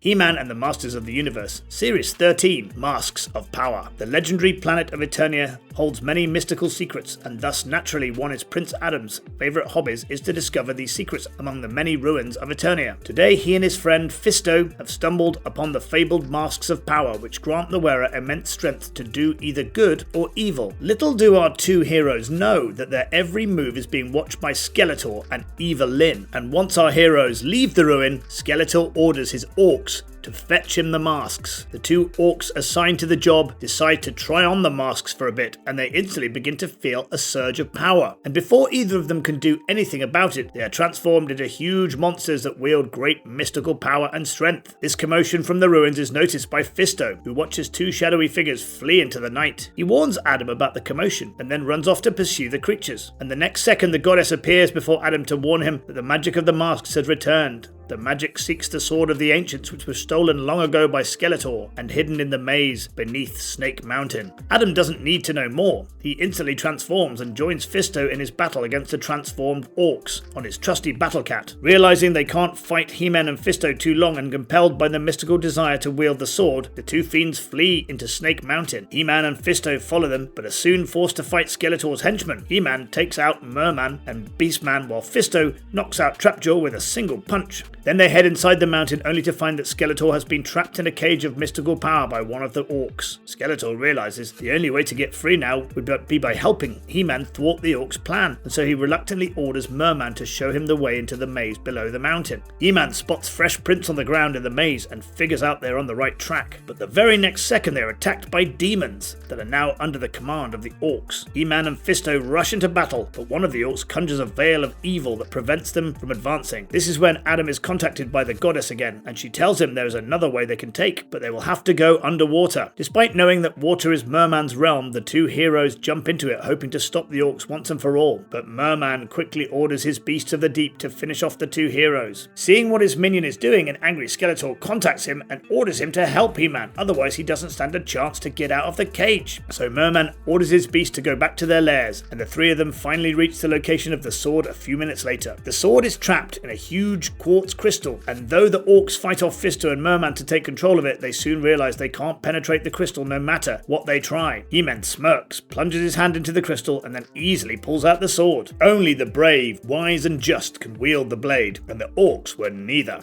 The orcs order their demons to attack He-Man, who with a single swipe of the ancestral sword removes their masks. The orcs quickly lose their power and retreat to their normal size, and He-Man jokingly orders them to go back to their master to face his wrath. Skeletor contacts He-Man and offers to help him rule Eternia if he just frees him from this mystical cage using the ancestral sword. But He-Man knows better. All of Eternia will rest in peace with Skeletor trapped in this cage, and so he declines the villain's offer, then returns the sword back into the Mystic Mountains. He drops the ancient blade into the dirt and is instantly swallowed by the mountain, and thus the day has once again been saved by the Masters of the Universe. He-Man and the Masters of the Universe, Series 14, He-Man and the Insect People. Studying Eternia's past and history is one of the royal family's favourite pastimes. King Randor has tons of books that are still yet to be fully deciphered. So naturally, the family spends many evenings studying the mysterious past of Eternia. Today is one such day, but suddenly the palace begins to shake and rumble, and King Randor instantly knows that there is an earthquake. He orders his son, Prince Adam, to take his mother to safety. Randor then grabs his precious books and follows them upstairs. Once Adam's mother is safe, he goes around the corner and transforms into He-Man. As Queen Marlena's instructions, He-Man heads downstairs once again and finds King Randor trapped beneath a large wooden double doors. He grabs the supporting column to break down the wood, and that is when he is contacted by the sorceress, who informs him that the earthquake is no coincidence. Something sinister is happening at Castle Grayskull, and so after saving King Randor and securing the palace, He-Man asks Teela, Buzzoff, and Mechanek's aid on his quest to secure Castle Grayskull. His friends agree to join him on the journey, and when the heroes meet up with the sorceress, they realise that she isn't looking good. The sorceress informs them that her mystical powers are weakening. Something deep within Eternia is draining her magic. The only way to stop this is by venturing deep into the depths of Eternia, which our heroes can do by using the passage leading from Castle Grayskull to the core of Eternia. The journey is perilous, the dark is lingering, but He-Man leads his friend through the darkness whilst losing his sword of power for light. Anything could be lurking down here, and that is when they encounter their first foe, a boar bug, an insect-like creature that is almost blind but is quite powerful and can use its jaw to easily break a person. Before the creature can attack, He-Man leaps into action and punches him across the face. This is when Teela is trapped by a huge spider in its web. Everyone rushes to her aid, but that is when they notice that the spider isn't attacking Teela, it's simply hovering over her, ready to pounce if they get any closer. This is when Beastman's unruly voice echoes through the dark caverns as he gloats that the spider is under his command and will do as he is told. He-Man and his friends rush towards the voice and find that Beastman has captured the queen of the Kex people in a mystical cage. This is the reason the sorceress was being sapped of her power, and Beastman's plan is to let the Queen's eggs hatch without her while she's still in captivity so that he can have an army of his own. The Queen's struggle against Beastman's mythical cage is what's causing the earthquakes, and this time when she tries to break free again, unfortunately the rocks beside her began to crumble, which threatens her eggs. He-Man leaps into action, holds up the falling rock, and then punches it back into place to make sure it's secure. While He-Man is distracted, Beastman uses this opportunity to make his escape. The situation has been handled temporarily, but the Queen's guards inform He-Man that they still need to free the Queen because if the eggs hatch without her, they are all doomed. But before He-Man can make a move, Beastman appears on the scene with his minions and Teela held as his captive. This is when the Queen's eggs began to hatch, which distracts Beastman, and He-Man quickly begins knocking out his minions. Mechanek and Buzzoff also take care of the other two monsters, and Teela knocks out the last one. Buzzoff then leads the Kex people to save their Queen, while He-Man faces off against Beastman himself. Beastman tries to attack He-Man with the Kex Queen's whip, but He-Man catches it mid-air, grabs Beastman, picks him up above his head, and then slams him down into the water below. The day's been saved. The Kex Queen is now free. Her whip is returned to her, and only one thing remains to be taken care of. What are they going to do with Beastman? This is when the Queen suggests that she should be allowed to exact her revenge on Beastman. And honestly, who's gonna stop her? Thus, Beastman cowardly runs away as the Queen chases him with her whip. Before the heroes depart, they are welcomed to the Kex Society and made honorary members. And this means they will always be welcome into the Kex Society. And thus, the day is saved by the Masters of the Universe once again. He-Man and the Masters of the Universe, Series 15, Siege of Avion. Perched high in the mystic mountains of Eternia, rests the fabled city of Avion, the hope of the bird people and our hero, Stratos. He-Man, Teela, Man-at-Arms and Battlecat were visiting him today, but as always, trouble isn't far behind. As they greet Stratos and his human wife, Delora, soldiers of Avion fly through the air and warn everyone about Ilcourt's attack. Ilcourts are sworn enemies of the bird people. They live deep beneath the mountains and regularly wage wars against Avion. He-Man and the rest jump to action, and Teela takes to the Talon Fighter to make quick work of the attacking army. "Kill the bird people! Destroy Avion!" scream the Ilcourts. But that is when Teela makes a huge gash in their front lines by using the dive bomb attacks of the Talon Fighter. He-Man takes out multiple attacking Ilcourts instantly, and so does Battlecat and Man-at-Arms. However, this is when the remaining Ilcourts make it to the city and kidnap Delora, Stratos' wife. Stratos asks He-Man for help, but that is where Skeletor's tinny voice rumbles from the mountaintop as he laughs and thanks the heroes for falling for his distraction. Skeletor now wields the holy emerald staff of the bird people, and with it he plans to raise the demon Haramesh so he can take over Castle Grayskull. Stratos and He-Man stare dumbfounded as they realize that they have been tricked by Skeletor once again. Stratador tells everyone the emerald staff of the bird people is no ordinary artifact. It is the prized possession that grants them power to soar through the skies, and without it, they will slowly lose their power.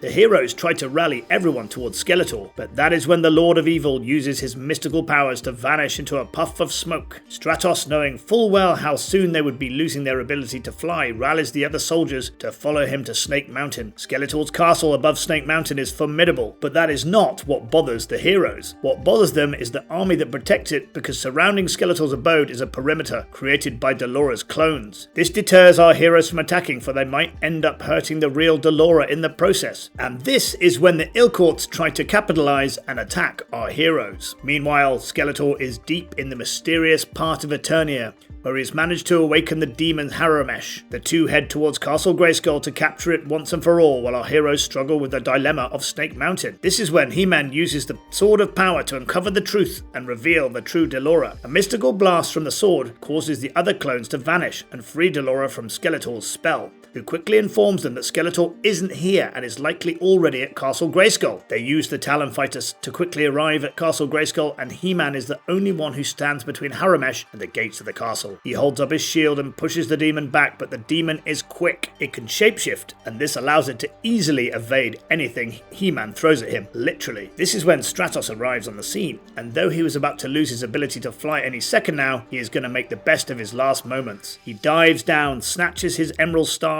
out of Skeletor's hands, and then tosses it towards his friend He-Man. Now that He-Man wields the staff, he quickly kills Haramesh, who explodes and vanishes into a ball of fire. Skeletor quickly runs away, and thus the day has been saved once again. Our heroes go back to Avion and celebrate, though knowing Skeletor, it won't be long before he tries something else soon.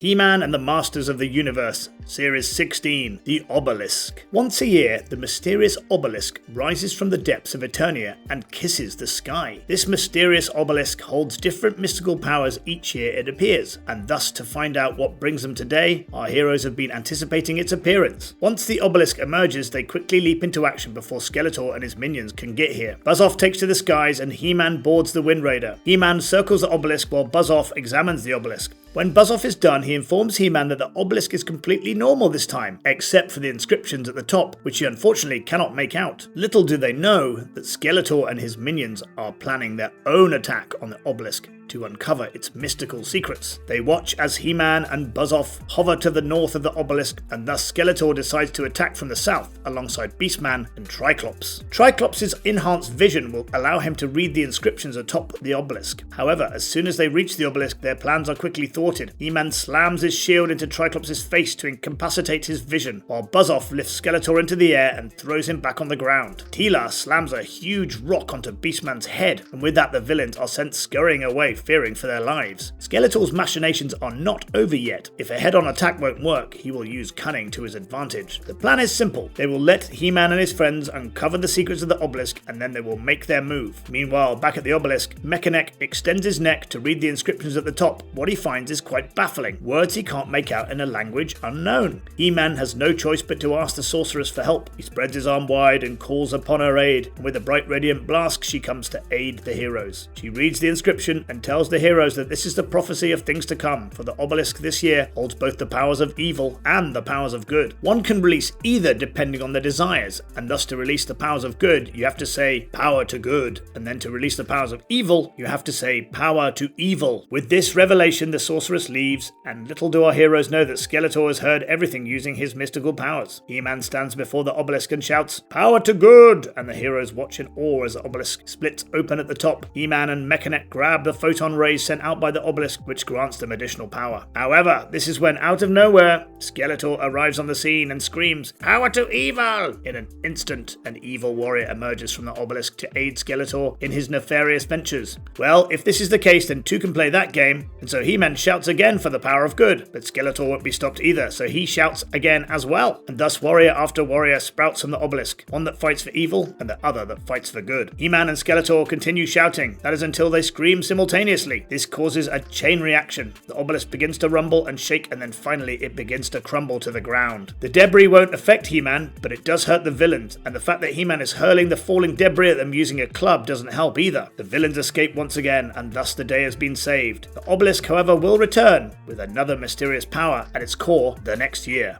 He-Man and the Masters of the Universe, Series 17, The Secret Liquid of Life. The sorceress rarely summons He-Man, but when she does, it's for something important, and today is no different. She uses the mists of sight to pierce the veil of reality and show He-Man what's going on with his childhood friend, Prince Dagon. He and his future father-in-law, Torgal, are being attacked by Geldor and his fiends. And though Torgal has been captured, he begs Dagon to run away before Geldor gets to him. Geldor hates that Prince Dagon got away, but he was never the target. It was always Torgal. And finally, Geldor has him captive now. Sometime later, our heroes find Prince Dagon in the Evergreen Forest, where Dagon quickly informs them that Geldor attacked them for the secret liquid of life. Only Torgal knows its location, and now that he has been captured by Geldor, all of Eternia is in danger. If Geldor gets the secret liquid of life, he would be unstoppable, and the Masters of the Universe can't let that happen. Meanwhile, deep beneath Geldor's lair, in a dark dungeon, he tortures and questions Torgal alongside his wizard, but the resolute Torgal simply refuses to give up his secret. Geldor knows Torgal is stubborn, and thus he has no choice but to order his wizard to show Torgal what has become of his daughter. Suddenly, out of thin air, Torgal's daughter Marina falls into the wizard's hands, who props her up like a mannequin. Marina is barely breathing. Her clothes are ripped apart and barely covering her body. And fearing for the life and dignity of his daughter, Torgal has no choice but to give up. He begs Geldor and the wizard to stop, and reveals the secret liquid of life is buried in the ogre's cavern, which is hidden in the valleys of the Mystic Mountains. He then begs them to let his daughter go, but this is when the two villains begin to laugh, because they never had Marina in the first place. This was just an illusion. Torgal cries out in despair, while He-Man and the rest of our heroes wage a fierce war at the entrance of Geldor's lair against his minions. He-Man decapitates a few fiends. Ram-Man slams one after the other with his head, whilst Teela continues to slice down anyone that gets close to her. Buzz-Off attacks from the air efficiently, and Battlecat and Prince Dagon take down any stragglers that still have fight left in them. They enter Geldor's lair, thinking that the worst is behind them, only to discover that a giant centipede is blocking their way. The creature attacks, grabbing He-Man in one of his claws, but the hero balls both of his fists together and hits the centipede directly in the face. The creature reels and groans and then falls to the ground, unconscious. Our heroes quickly rush to free Torgal, only to learn that they're already too late, and that Geldor knows where the secret liquid of life is. Prince Dagon, upon realizing that his future wife might be in danger, quickly carries Torgal outside while begging him to lead them to the location of the liquid. They reach the ogre's cavern only to find the entrance blocked by Geldor's wizard. Ram-Man uses his attack to carve them a new entrance, and as our heroes rush inside, they are attacked by power-sapping gnolls.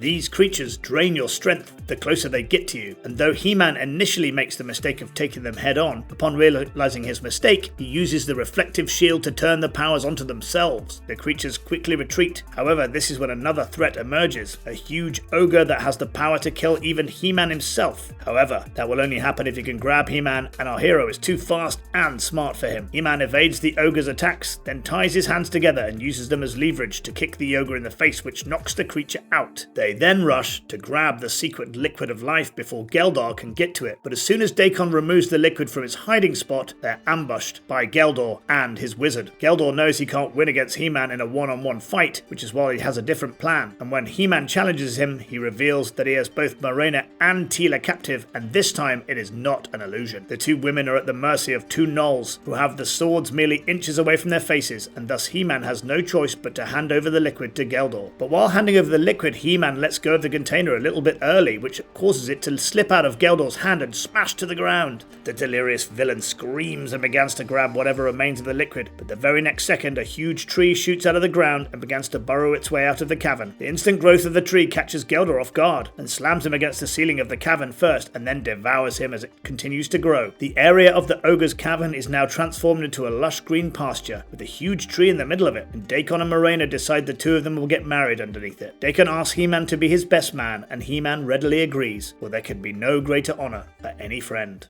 He-Man and the Masters of the Universe, Series 18, Double-Edged Sword. Prince Adam and Cringer are exploring the vine jungle on their attack track when suddenly they are attacked by huge man-eating plants that seem to be targeting them for no reason at all. Prince Adam grabs his sword of power and with a huge explosion he instantly transforms into He-Man and Cringer transforms into Battle Cat. Together they make a quick work of the man-eating plants in the vicinity and once again they have cleared the area. They realize that one of the plants is attacking a little boy. He-Man rushes to the boy's aid and chops down the plant, and once the danger has been averted, the overconfident boy tells He-Man that he wasn't scared as He-Man might have expected him to be. This is when the boy's grandfather catches up to them and introduces them. The man is named Consolari and the boy is named Leon. He chides Leon for being ungrateful, but He-Man dismisses the matter by stating that the boy has spirit. Upon further conversation, we learn that Consolari and Leon were headed to the royal palace to warn the King Randor that Skeletor plans to attack the palace. They carry this message for the king from the Golden Isles, and thus to speed up their journey, He-Man carries them to the palace on his attack track. Upon arriving at the palace, Leon is smitten by Teela and quickly expresses his wish to serve in the royal guard alongside her. The king approves, but our heroes make sure Leon knows the task that he is undertaking. The journey will be grueling, and he will start off as an apprentice and train day and night to fulfill his dreams. But mere strength does not make a hero. You also need muscle and wits. Meanwhile, on Snake Mountain, an enraged Skeletor rants to his minions, and we learn that the man-eating plants were sent by him to stop He-Man, Consolari, and Leon. Now they've failed, the palace will be ready for the assault, but Skeletor won't be stopped because he has an army by his side. His minions, Beastman, Trapjaw, Tyclops, and Cobra Khan. What's more is that Evelyn will be accompanying him on the assault, and she has a special gift in store for He-Man. And thus, the attack is staged sometime later,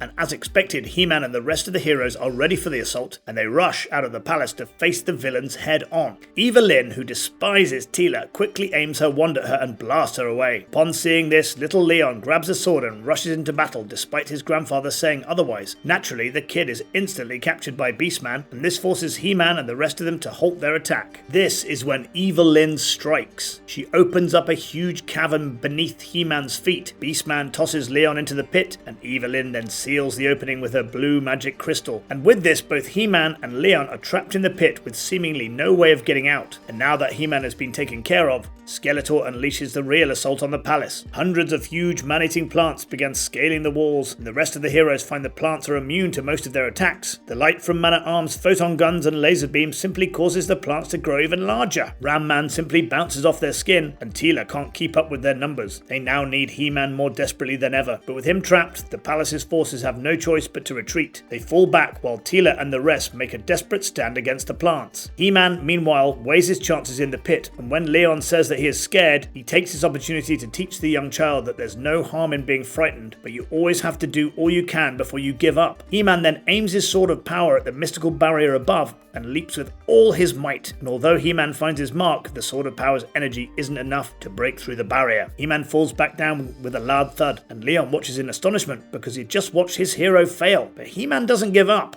He instead asks Ram-Man for help, and the two of them simultaneously attack the magical barrier to finally destroy it. He-Man leaps out of the pit, Ram-Man carries Leon away, and then He-Man leaps into action and destroys 5 of the attacking plants with a single swing. He continues to chop down the plants one after the other, and Skeletor and his minions have no choice but to accept defeat once again. They flee back to Snake Mountain, and once the battle is over, Leon tells them that he still plans on becoming a palace guard, for he learned a valuable lesson today. Even the mightiest of heroes need the help of their friends from time to time. King Randor accepts Leon as a guard, and Consolari is honored to have this duty bestowed upon his grandson.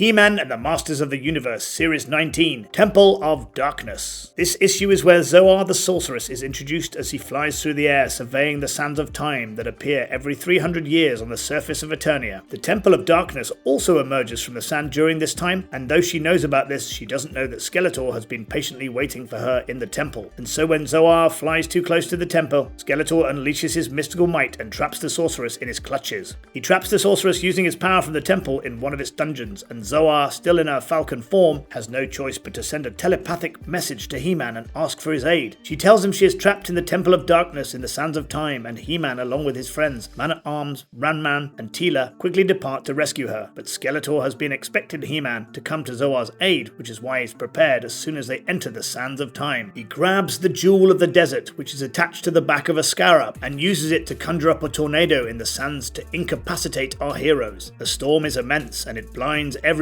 in the party, and seeing that there is no choice other than to brute force his way out of this problem, He-Man uses all of his strength and swings it in the opposite direction in the eye of the storm to counter it. The plan works, but Skeletor isn't done yet, for he has a couple of giant scarabs attack He-Man and his friends next. Ram-Man takes out one of the scarabs, and He-Man takes care of the second one using his Sword of Power. And once again, the two giant scarabs are defeated. They find the Temple of Darkness waiting for them not far away. They walk up to the temple and find that there is no door, but He-Man realizes that the door is simply hidden, and so he uses the mystic powers of the sword to slam it open. Inside, Skeletor is waiting for them, but he won't give up Zoar so easily. Not now, when her mystical powers are within his grasp. He reveals the ace up his sleeve and has his time demons attack our heroes. These walking giant metal clocks will trap you in time forever if they get a hold of you, so our heroes attack them accordingly. He-Man and Teela maintain their distance and take jabs whenever necessary, while Man-at-Arms and Ram-Man unleash all of their power at the time demons. Slowly but steadily, the demons are slowed down, and Zoar uses the commotion to tell He-Man that he needs to get the scarab that has the Jewel of the Desert away from Skeletor. Upon learning his foe's secret, He-Man lunges at Skeletor, but before he can make contact, Man-at-Arms kicks Skeletor in the face, which knocks the scarab out of his hands. Unfortunately for our heroes, that is exactly what Skeletor was planning, because as soon as the scarab hits the ground, it begins growing in size with no sign of stopping. The giant, growing scarab quickly incapacitates Man-at-Arms, and seeing that Ram-Man and Teela can't affect the creature at all, He-Man has no choice but to pull all his might into a single blow from his sword. This sends the creature toppling over, which causes the Jewel of the Desert to come free of its back. Skeletor tries to grab a hold of the jewel before it's too late, but unfortunately for him,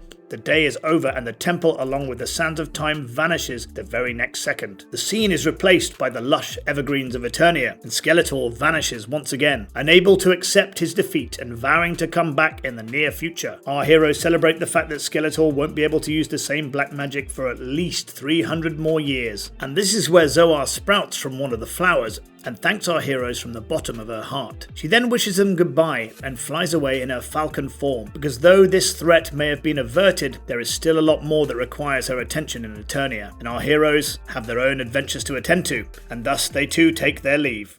He-Man and the Masters of the Universe, Series 20, Slave City. Prince Adam and Cringer are enjoying a nice walk in the evergreen forest when suddenly the desperate cries for help in the distance catch their attention. Adam begins to rush towards the location, but Cringer wants to stay behind because this is none of their business. But this is a huge party of kobolds, kidnapping a woman and dragging her away against her will, and Adam will not stand for this. He grabs his power sword, aims it in the air and screams, "By the power of Grayskull!" and boom, he transforms into He-Man, and Cringer becomes Battle Cat.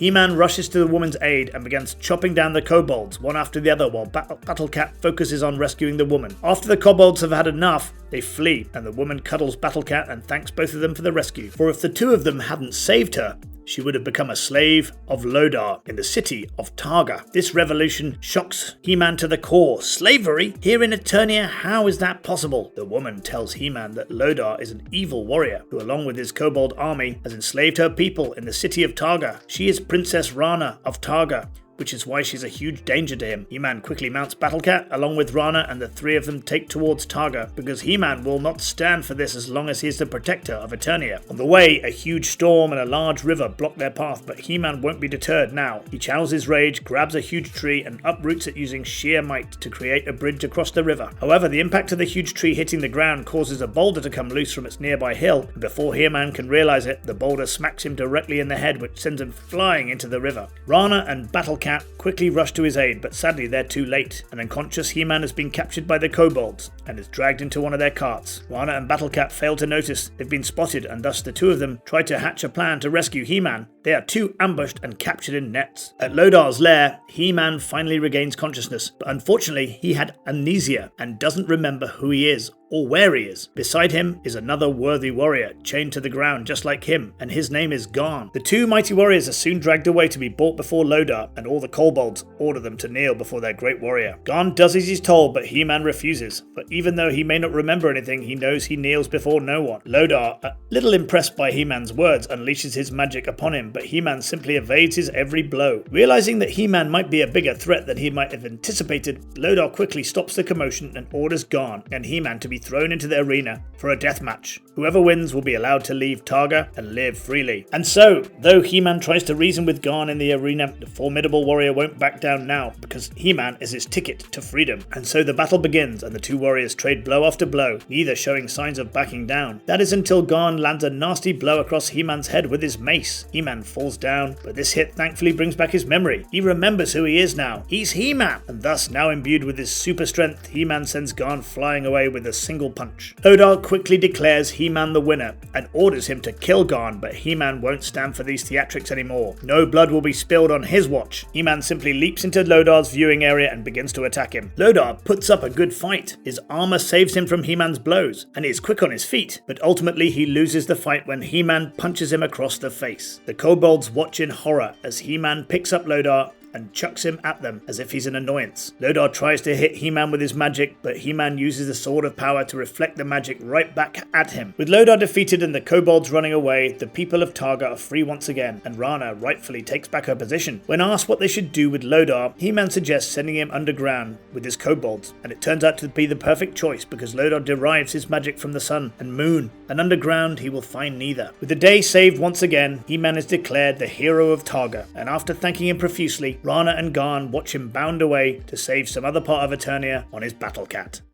He-Man and the Masters of the Universe, Series 20, The Clash of Arms. Strider and Fisto are scouting Eternia, making their way across the fields of Evermore to make sure everything is up to the mark. When they reach the Great Wall, they decide to scout beyond it to make sure the borders are holding up as intended. But while Fisto is busy taking care of some dead brush that blocks their way, the two of them are ambushed by Skeletor's evil warriors. Jitsu attacks and knocks Fisto off of Strider. Webstore restrains Strider's hind legs, while Clawful and Triclops try to rein him in. Seeing that they're outnumbered, Fisto quickly orders Strider to escape and get help. Heeding his master's advice, Strider kicks free his hind legs and knocks down Webstore in the process. Strider then strikes Clawful and Triclops with his front legs and then bolts back towards Grayskull. The evil warriors let the steed escape, for Fisto will be a good enough prisoner to please Skeletor. And indeed he is. For as soon as he's brought before Skeletor at Snake Mountain, upon consulting with Evil Lyn, Skeletor has Fisto thrown into the Circle of Doom for their own entertainment. Thus Skeletor and his warriors and troopers watch from above as Skeletor demands Fisto prove his might and title of being the best in hand-to-hand combat by facing off against Clawful. The evil warrior charges Fisto, who narrowly avoids getting turned into mincemeat with his huge claws. Nonetheless, Clawful manages to hit Fisto across the face, which knocks him down, and knowing that his doom is near, Fisto quickly begins looking for anything he can use against Clawful, and thankfully he finds a broken club nearby. Before Clawful can land the finishing blow, Fisto grabs his club and hits him across the face. Clawful then tries to use his crushing claw once again, but Fisto jams the broken club into it, which renders it useless. Fisto then hits Clawful with his metal fist, which knocks him out. Enraged, Skeletor sends in Jitsu as his next warrior, but Fisto quickly predicts his attack and punches him across the face with his metal fist as well. With Jitsu defeated and Skeletor enraged beyond measure, unfortunately, Fisto's next opponent is going to be Whiplash, whose tail has been known to break even the mightiest of warriors. The creature hits Fisto across the face, then slams him on the ground, and when Fisto tries to grab onto the tail to stop it from hitting him, Whiplash simply spins around and sends Fisto flying into the wall nearby. On the verge of defeat and sapped of most of his strength, Fisto fears this is the end, but he fails to notice a mysterious figure on horseback just outside the arena. Skeletor and Evil Lyn revel in their victory, but they don't know that He-Man is already here and that Strider has fulfilled Fisto's wishes. He-Man and Strider slowly creep into the arena, but they find the Circle of Doom to be nearly empty. He-Man looks up and finds everyone at the top enjoying Fisto's perils, and thus decides that now is the time to strike. He charges into the circle, shoots Whiplash before he can finish off Fisto, and then aims his eyes on Skeletor, who orders all of his evil warriors to attack He-Man. But He-Man is quick on his feet, and before his troopers can jump into action, he shoots one of them and knocks them out. Knowing that he needs to end this soon, He-Man then uses his energy gun to carve out a huge gash in the stands, where Skeletor and his warriors reside, which causes the wall to fail and crumble. Stridor then kicks the wall one final time to bring it down, while He-Man rescues Fisto. They then exit the Circle of Doom and ride away before Skeletor can recover, while thanking Strider for his help because he was the true hero today.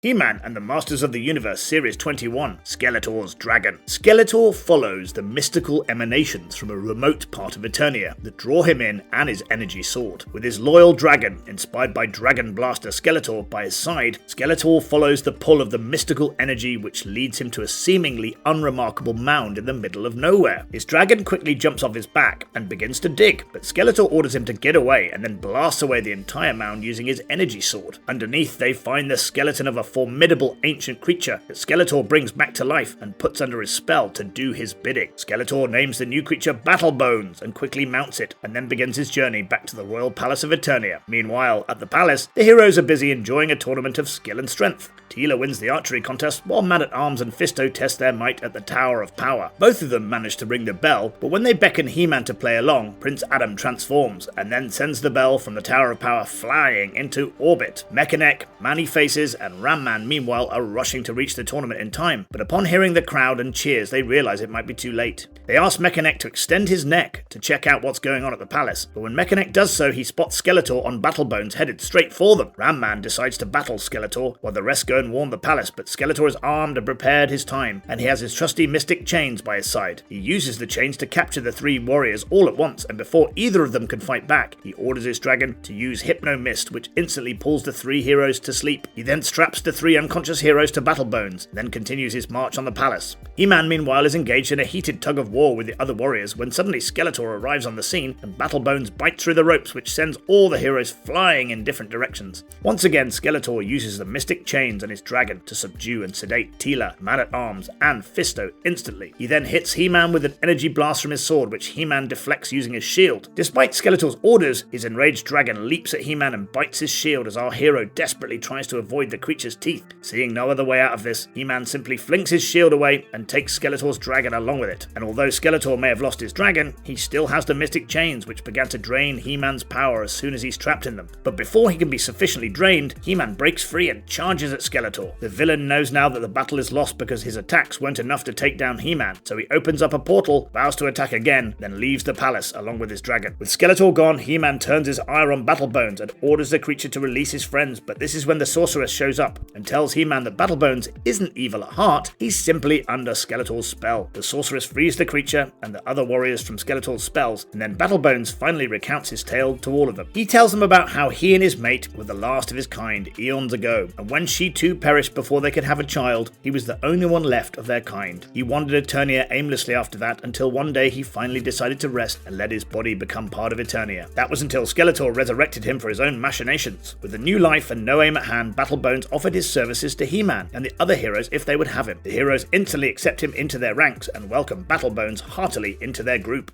He-Man and the Masters of the Universe, the Battle of Roboto. Prince Adam is enjoying a quiet moment of introspection on the ramparts when Teela runs up to him excited beyond measure and drags him to her father's workshop, where Man-at-Arms reveals his new creation, Roboto, a sentient robot that will help them protect Eternia. Man-at-Arms is giving Roboto the ability to use a mechanical claw, laser axe, and a laser gun. He's also granted Roboto invincibility, and though He-Man finds this to be a little bit disconcerting, Man-at-Arms reveals that he has built a failsafe to ensure Roboto never does anything wrong. Man-at-Arms then reveals a heart that will grant Roboto his sentience. It will allow him to feel human emotions and compassion, which one needs if they are to become a true hero. Once the heart is inserted, Roboto's demeanor changes, his voice changes, and he begins to seem more human. Man-at-Arms orders Roboto to patrol the borders of Eternia, which is a great honor for him, and Roboto leaves instantly to fulfill his duties. However, no one notices the Bat Gnome lurking on the window above, and once it's heard everything, the creature quickly flies away back to its master. Upon reaching Skeletor, the Bat Gnome tells him all about Roboto, and Skeletor laughs like a maniac as he comes up with a new plan to take over Eternia. He summons Too Bad, who is busy fighting with his other half over a shield which eventually ends up breaking in the tussle. Skeletor chides Too Bad and orders him to accompany him on the Landshark because Man-at-Arms has just given him away to breach Castle Grayskull all by himself. Roboto, meanwhile, is diligently guarding the borders. He even helps a family with their overturned cart and saves the father's life. The people thank him profusely. However, this is when Skeletor and Too Bad ambush him, and in retaliation, Roboto instantly sends out an alarm to alert Man-at-Arms. Man-at-Arms and Teela quickly board the Bashasaurus and depart for Roboto's location while he struggles to keep Skeletor and Too Bad at bay. Eventually, Too Bad manages to restrain Roboto, and Skeletor wastes no time in taking the heart out of his chest.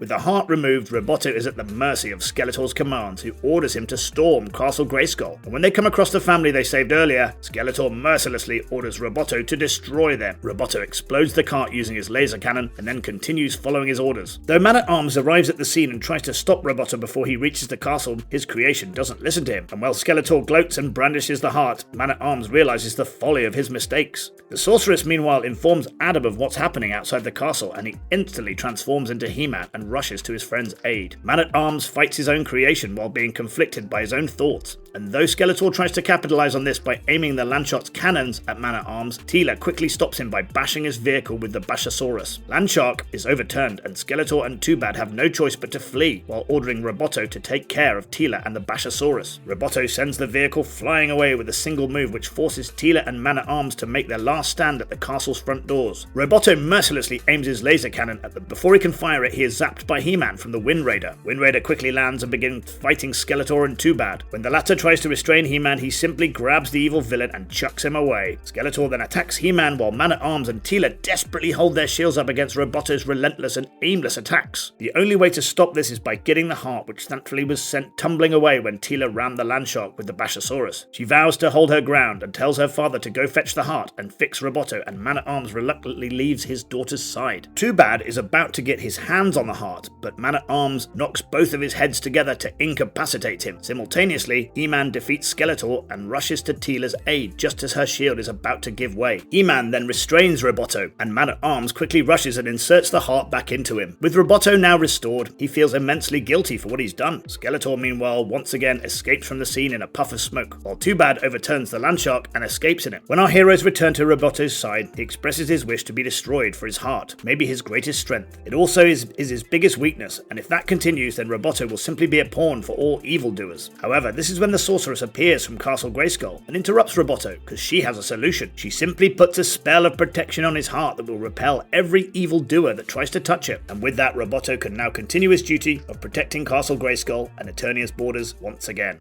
He-Man and the Masters of the Universe, Series 23, Spikor Strikes. Prince Adam and Cringer are travelling north through the jungles of Eternia to reach the village of Nording. It's a tradition for King Randor to present the mayor of Nording with a scroll of ceremonial greeting, and this year the king has asked Adam to carry out this honour. Adam, like Cringer, is however half interested in this job, and now that he's near the village he realises that he forgot the scroll back at the palace. His father meanwhile finds the scroll and decides to have Cyclone deliver the scroll to Adam in order to correct this mistake. Cyclone grabs the scroll, charts the best way to Adam's location using his radar, and then takes to the skies. Meanwhile, Teela is busy practicing her archery away from prying eyes when suddenly she's ambushed by Skeletor and Spydor from the woods behind her. Teela tries to fight back, but unfortunately her arrows are no match for the metal Spydor. The creature grabs Teela and Skeletor takes her back to his lair. Adam meanwhile reaches the village of Nording and decides that he will simply apologise to the mayor and come back with the scroll some other day. However, all is not well in Nording, for the entire village is up in flames, and the denizens are being attacked by Spykor, where he wants He-Man to come and fight him. Wouldn't you know it, Adam quickly transforms into He-Man and grants Spykor his wish. Battlecat wages the first attack, but is quickly smacked in the face by Spykor's mace. Cyclone arrives in the nick of time to aid He-Man, but this is when a mystical image of Skeletor appears and informs He-Man that Spykor was just a distraction so he could kidnap Teela. He-Man now has to choose between saving Teela or the village, but this is when Cyclone comes to his aid and tells He-Man that he doesn't need to choose. Cyclone will go and save Teela, while he faces off against Spikor. He-Man nods, and Cyclone instantly jumps into the portal opened by Skeletor. Spikor then attacks He-Man with a huge blast of energy from his trident, and He-Man is forced to hide behind his shield as the sheer heat from the blast singes his hair. When the time is right, He-Man uses his Sword of Power to send out an energy blast of his own which renders Spikor's trident useless. No worries for Spikor though, for he still has his mace and his entire body is covered in unbreakable spikes. That might be the case for most of his body, but his ankles are still fair game. So when Spikor leaps into the air, He-Man grabs him by the ankles and slams him into a nearby tree. Spikor is stuck to the tree because of his spikes, which essentially renders him useless. At Skeletor's lair, Cyclone tries to rescue Teela when Skeletor attacks him with a barrage of spears. Cyclone manages to evade all of them thanks to his sensitive radar, and when Skeletor sicks his abominations on Cyclone, he quickly defeats them using his whirling fists. Cyclone doesn't stop to give Skeletor enough time to regroup.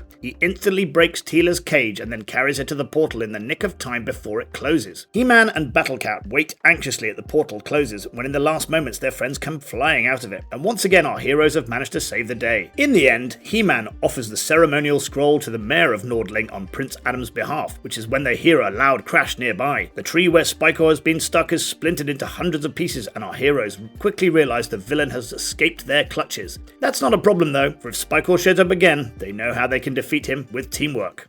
He-Man and the Masters of the Universe, Series 24, The Stench of Evil. The sorceress arrives at the evergreen forest of Eternia after being summoned by Mossman in the form of a falcon. Mossman appears and reveals to her that he's found a lost bear cub, and she needs to use her power to talk to the animals to find out more about his peril. The sorceress talks to the cub and soon learns that he got separated from his mother whilst playing. The sorceress wastes no time in taking to the skies once again, and soon she reunites the cub with his mother. Mossman, elated by the reunion, expresses all his love for the forest and the animals, but this is when the sorceress warns him that something isn't right. Someone is watching them, and indeed she is right, for she is being watched by Skeletor, and he is disgusted by all the goodness she spreads in Eternia. Too long has Eternia been happy, and Skeletor wants to change that. How can he cause mischief and take away Eternia's happiness? Why yes, his latest minion is perfect for the job, and thus Skeletor summons Stinkor, his latest minion. The two of them go to the evergreen forest and begin spreading Stinkor's stench in all directions, which begins to drive all the animals out of the forest. The odor spreads far and wide. It pollutes the air, which even drives the birds away. This new development baffles and puzzles Mossman. What is causing this? When there is no fire on the horizon, even the insects flee the forest, and Mossman knows his forest won't survive without his animal friends. And thus Mossman runs in the other direction to find out the source of the evil. Skeletor and Stinkor, meanwhile, have reached the edge of the forest and are disgusted by how happy the nearby village is. Skeletor orders Stinkor to use his stench to drive the people away. The villagers flee, disgusted by the odor, and this is when the sorceress notices the fleeing mama bear and her cub and asks what's wrong. The mama bear reveals what Skeletor is up to, and the sorceress knows just the hero she needs for the job. Adam, meanwhile, is busy freeing a captive wolf from the clutches of a man looking to make some profit when he's contacted by the sorceress and told to come to the forest at once. Adam runs away, transforms into He-Man, and with all his friends mounts Battle Bones to reach the forest. They leave Battlecat behind to spare him Stinkor's stench and to protect the palace. Battle Bones' large limbs help them to cover immense ground in a short period of time, and soon they reach the edge of the forest. Stratos decides to scout ahead, but this was a bad idea, for soon he's caught up in Stinkor's unbearable stench. And as Stratos reels in disgust, Skeletor blasts him out of the sky, which knocks him out. He-Man and Teela try to rush Skeletor, but the villain uses a spell to amplify Stinkor's power, and soon He-Man and Teela are also caught in a cloud of unbearable odor. He-Man holds his breath, hoping he can get to Stinkor to land a fatal blow, but Skeletor blasts them with his sword's energy again and again to keep them at bay. This is when Skeletor hears a mysterious, menacing voice taunting him and calling out to him. The Lord of Evil will not stand for this, and soon he begins looking for the voice in his land shark, which ultimately lands him in a pit dug by Mossman. This was a trap, and after taking care of Skeletor, Mossman attacks Stinkor, for his unbearable stench will no longer affect him because he has formed a barrier of pure oxygen around his body using the oxygen from the trees in the forest. He grabs Stinkor and then throws him into a huge patch of fragrant flowers. The sudden blast of fragrance causes Stinkor to reel and choke in terror. He coughs and flees, clearly disgusted by the smell, and thus Mossman saves the day today. The sorceress thanks him for saving them all and for coming up with this ingenious solution to Stinkor's stench. What perfume is to us is a stench to Stinkor,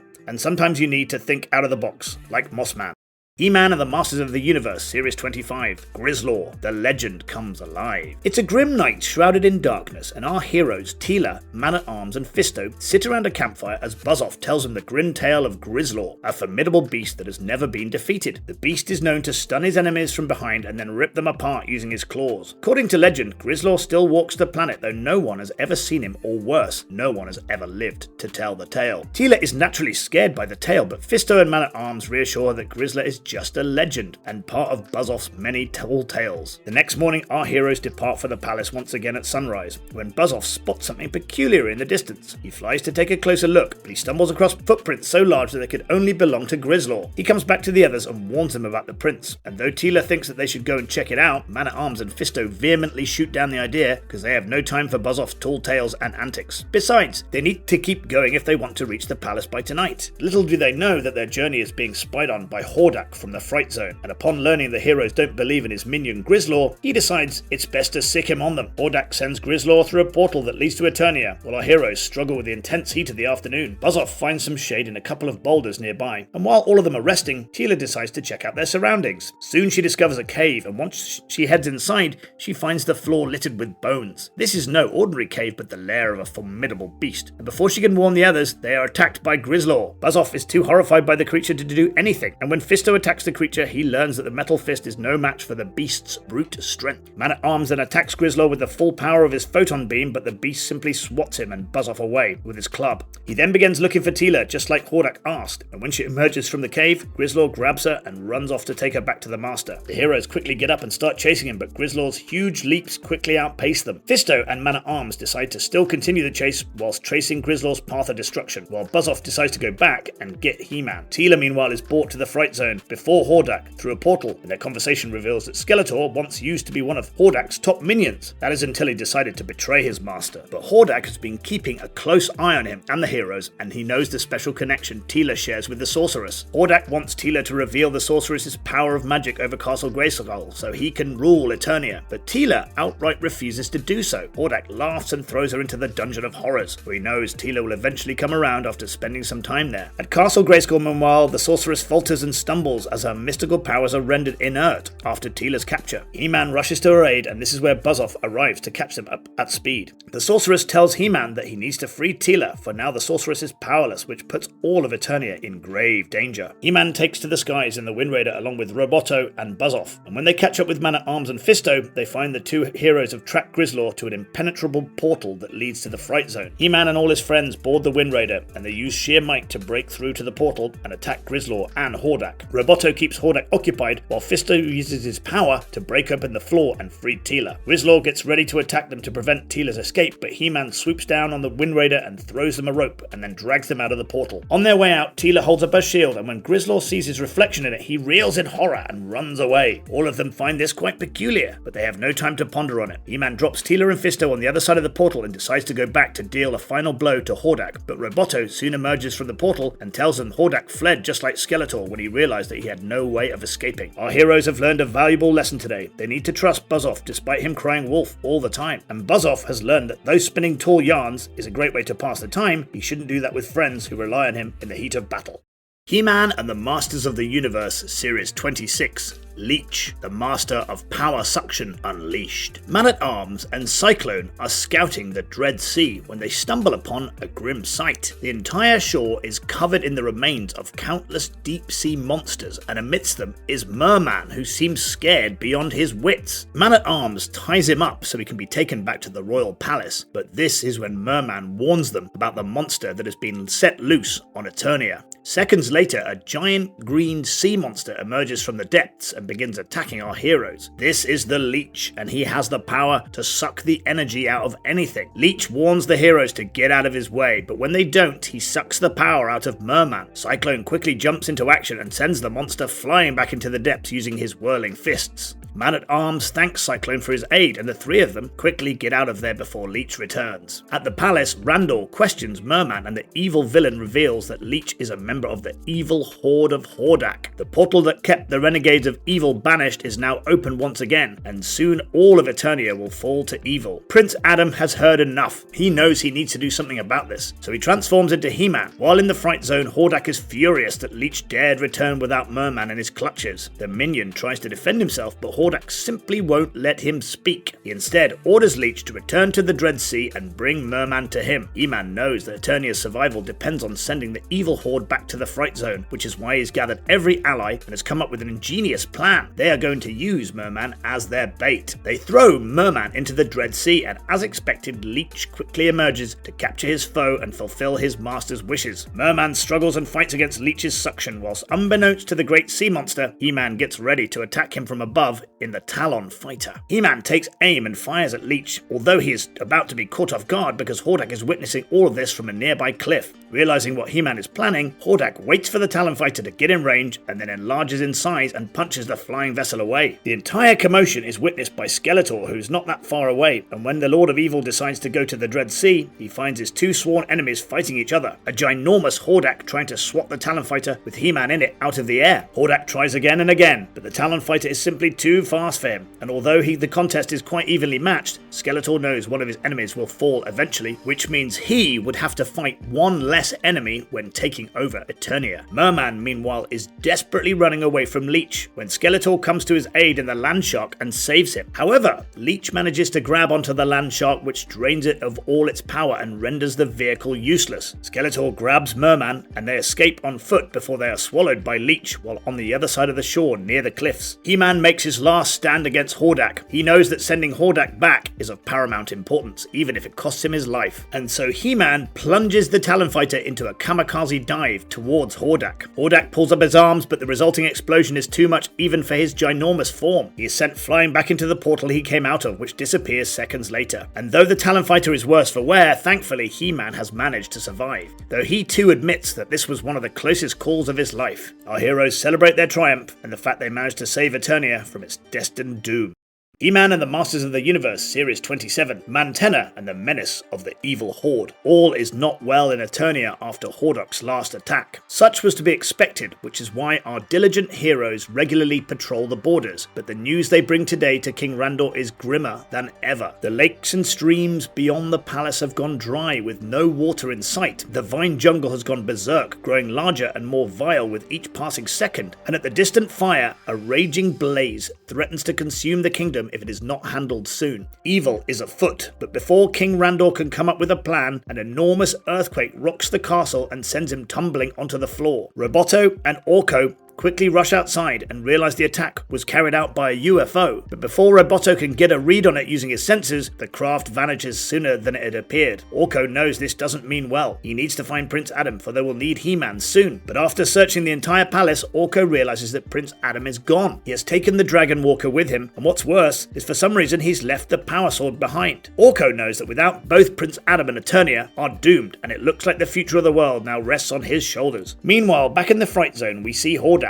Grizzlor, and Leech welcoming Mantenna, the one who's flying the UFO we saw at the Royal Palace. Mantenna brings them good news. Chaos rules Eternia and He-Man is nowhere to be found. The palace is theirs for the taking whenever they want. We then catch up with Prince Adam in the middle of the vine jungle where he's under some sort of spell. Hollow voices and an unbearable urge to get into an unknown location has taken over him, and despite all his will, he is unable to resist the temptation. When the Dragon Walker can't go any further, Adam gets down and proceeds on foot, only to realize that doom awaits him at the location to where he is drawn so desperately. An evil force instantly swallows him, but instead of being digested, Adam is forced through a portal, so he ends up in the Fright Zone at the mercy of Hordak and his henchmen. Grizzlor and Leech quickly begin fighting over who is going to eat Adam first, and Hordak is forced to order Mantenna to stop them because Adam is the key to take over the royal palace. Once the king knows they have his son captive, he will order all the heroes to stand down. So when we catch up with the heroes at the royal palace, it is once again shaken to the core by an even larger earthquake, for the assault of Hordak and his evil forces has now begun. The evil warriors charge the royal palace while the heroes jump into action to protect it. Grizzlor tries to break down the walls, but he's instantly punched by Fisto and sent staggering away. But Leech is more formidable, and once he manages to latch onto the doors of the the castle, they give way instantly. However, Roboto won't stand for this, and he punches Leech over and over again at the gates. The fight rages on, but Man-at-Arms knows they're gonna need a strategy. He decides taking out Hordak is the best way to stop the assault, and thus he orders Man-E-Faces and Ram-Man to attack Hordak from behind while he attacks him from the front. Although the plan is heard by Mantenna using his sensitive antennas, before he can warn Hordak, he's taken out of the game by Cyclone. Tila uses Zoar the Mighty Falcon to remove a few more evil warriors from the battle, and this is when Man-at-Arms stages the planned attack. However, when Hordak sees that the forces are being overwhelmed, he screams that he has Adam, and if anything happens to him, the prince will be killed as well. Everyone stops dead in their tracks, but they all fail to notice that Orko is missing because he has managed to track down Adam's last lone location. The huge face that swallowed Adam threatens to eat Orko as well, and surprisingly Orko doesn't resist at all. Orko too falls through the portal and ends up in the fright zone beside Adam, and upon realizing that his friend has brought the power sword to him, he quickly grabs Orko's hand and transforms into He-Man. The power sword teleports them back to the heat of battle, and upon reaching, He-Man reassures King Randor that he's joined the battle after making sure Prince Adam was safe. A furious Hordak screams for his minions to destroy everything in sight, and thus begins a battle that will be remembered for the ages. Seeing how the two forces are evenly matched, Hordak decides to transform into his gigantic self. However, He-Man catches him in the nick of time and uses his power sword to teleport him back to the fright zone in the same prison cell where Prince Adam was held. With Hordak gone, the rest of the evil warriors flee, and everyone thanks He-Man for saving them. He-Man, however, gives all credit to Orko, for he came to his aid when he needed it the most.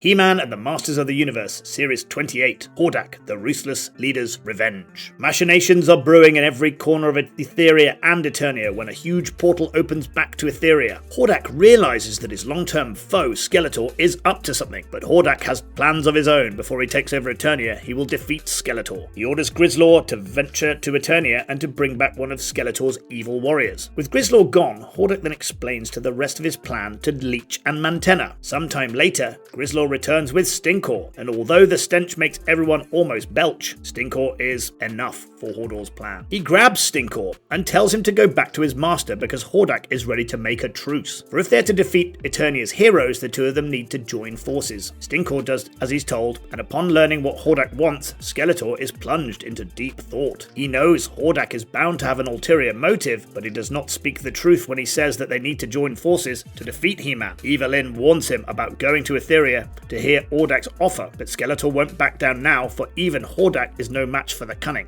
He orders Triclops to prepare a battle party for Etheria, and they decide that Stinkor will stay back to guard Snake Mountain. Sometime later, Skeletor and Hordak are finally face to face in Etheria, and despite Hordak's word of letting bygones be bygones, Skeletor can't help but shake the feeling that Hordak is duping him. Hordak proposes his initial offer. Skeletor and his men stage the initial attack, which will be followed by Hordak and his army. But Skeletor refuses the offer, and why should he be the only one risking his men? The two go back and forth, negotiating the terms, and ultimately Hordak makes his final offer. Skeletor can command the evil horde on his own to defeat He-Man once and for all, and the two of them can then take over Eternia together. Skeletor agrees. However, he doesn't plan to do just as they've agreed. Instead of attacking He-Man and the Royal Palace, Skeletor plans to directly attack Castle Grayskull and take it over. Once he has the mystical power of the castle on his side, Hordak will be a mere puny inconvenience. And so, moments later after agreeing to the deal, a huge portal opens near Castle Grayskull, and Skeletor attacks with all the might of his warriors and the evil horde. To his surprise, our heroes are already there because they were just finishing up a job for the sorceress, and thus they are caught off guard. Skeletor, aboard the Spydor, orders the forces to attack the heroes, and everyone charges ahead. The two sides trade blow after blow, and Skeletor even manages to get Man-at-Arms in his clutches. Cyclone tries to save his friend, and with Skeletor distracted, He-Man decides to rush in and destroy the Spydor with his Bashasaurus. However, standing in his way is a formidable Mantenna, and this is when He-Man realizes that Skeletor has joined forces with Hordak. He-Man then plays on Skeletor's insecurities by asking him how long he thinks the partnership will last, and Skeletor defiantly refutes his alliance with Hordak. Unfortunately, two can play that game because this is when Hordak reveals himself. He is riding the Landshark and has Stinkor in his clutches. While Skeletor was busy betraying him, Hordak stormed Snake Mountain and raided Skeletor's stash. The two evildoers begin to battle each other, and so do their warriors. The evil forces soon soon begin fighting amongst themselves, and it turns out they are an equal match. Mantenna zaps Whiplash, Jitsu fights Leech, and the bewildered heroes watch in astonishment as they realize they are no longer a part of the battle. But how long will this go on? Do they really wait for a victor to be determined? Nope. Evil has no place in Eternia, and thus He-Man brings out his power sword, screams out in rage, and slams the weapon onto the ground. This results in a huge fissure, which separates the two forces and ends the battle once and for all. Hordak flees back to Etheria with his evil horde, while Skeletor flees back to Snake Mountain, and thus the day is saved once again. Orko, however, is scared. What if Skeletor and Hordak join forces again? And this is when He-Man reassures him that it'll be years before an alliance is formed between the two of them, for an alliance requires trust, a trait never possessed by those who are evil.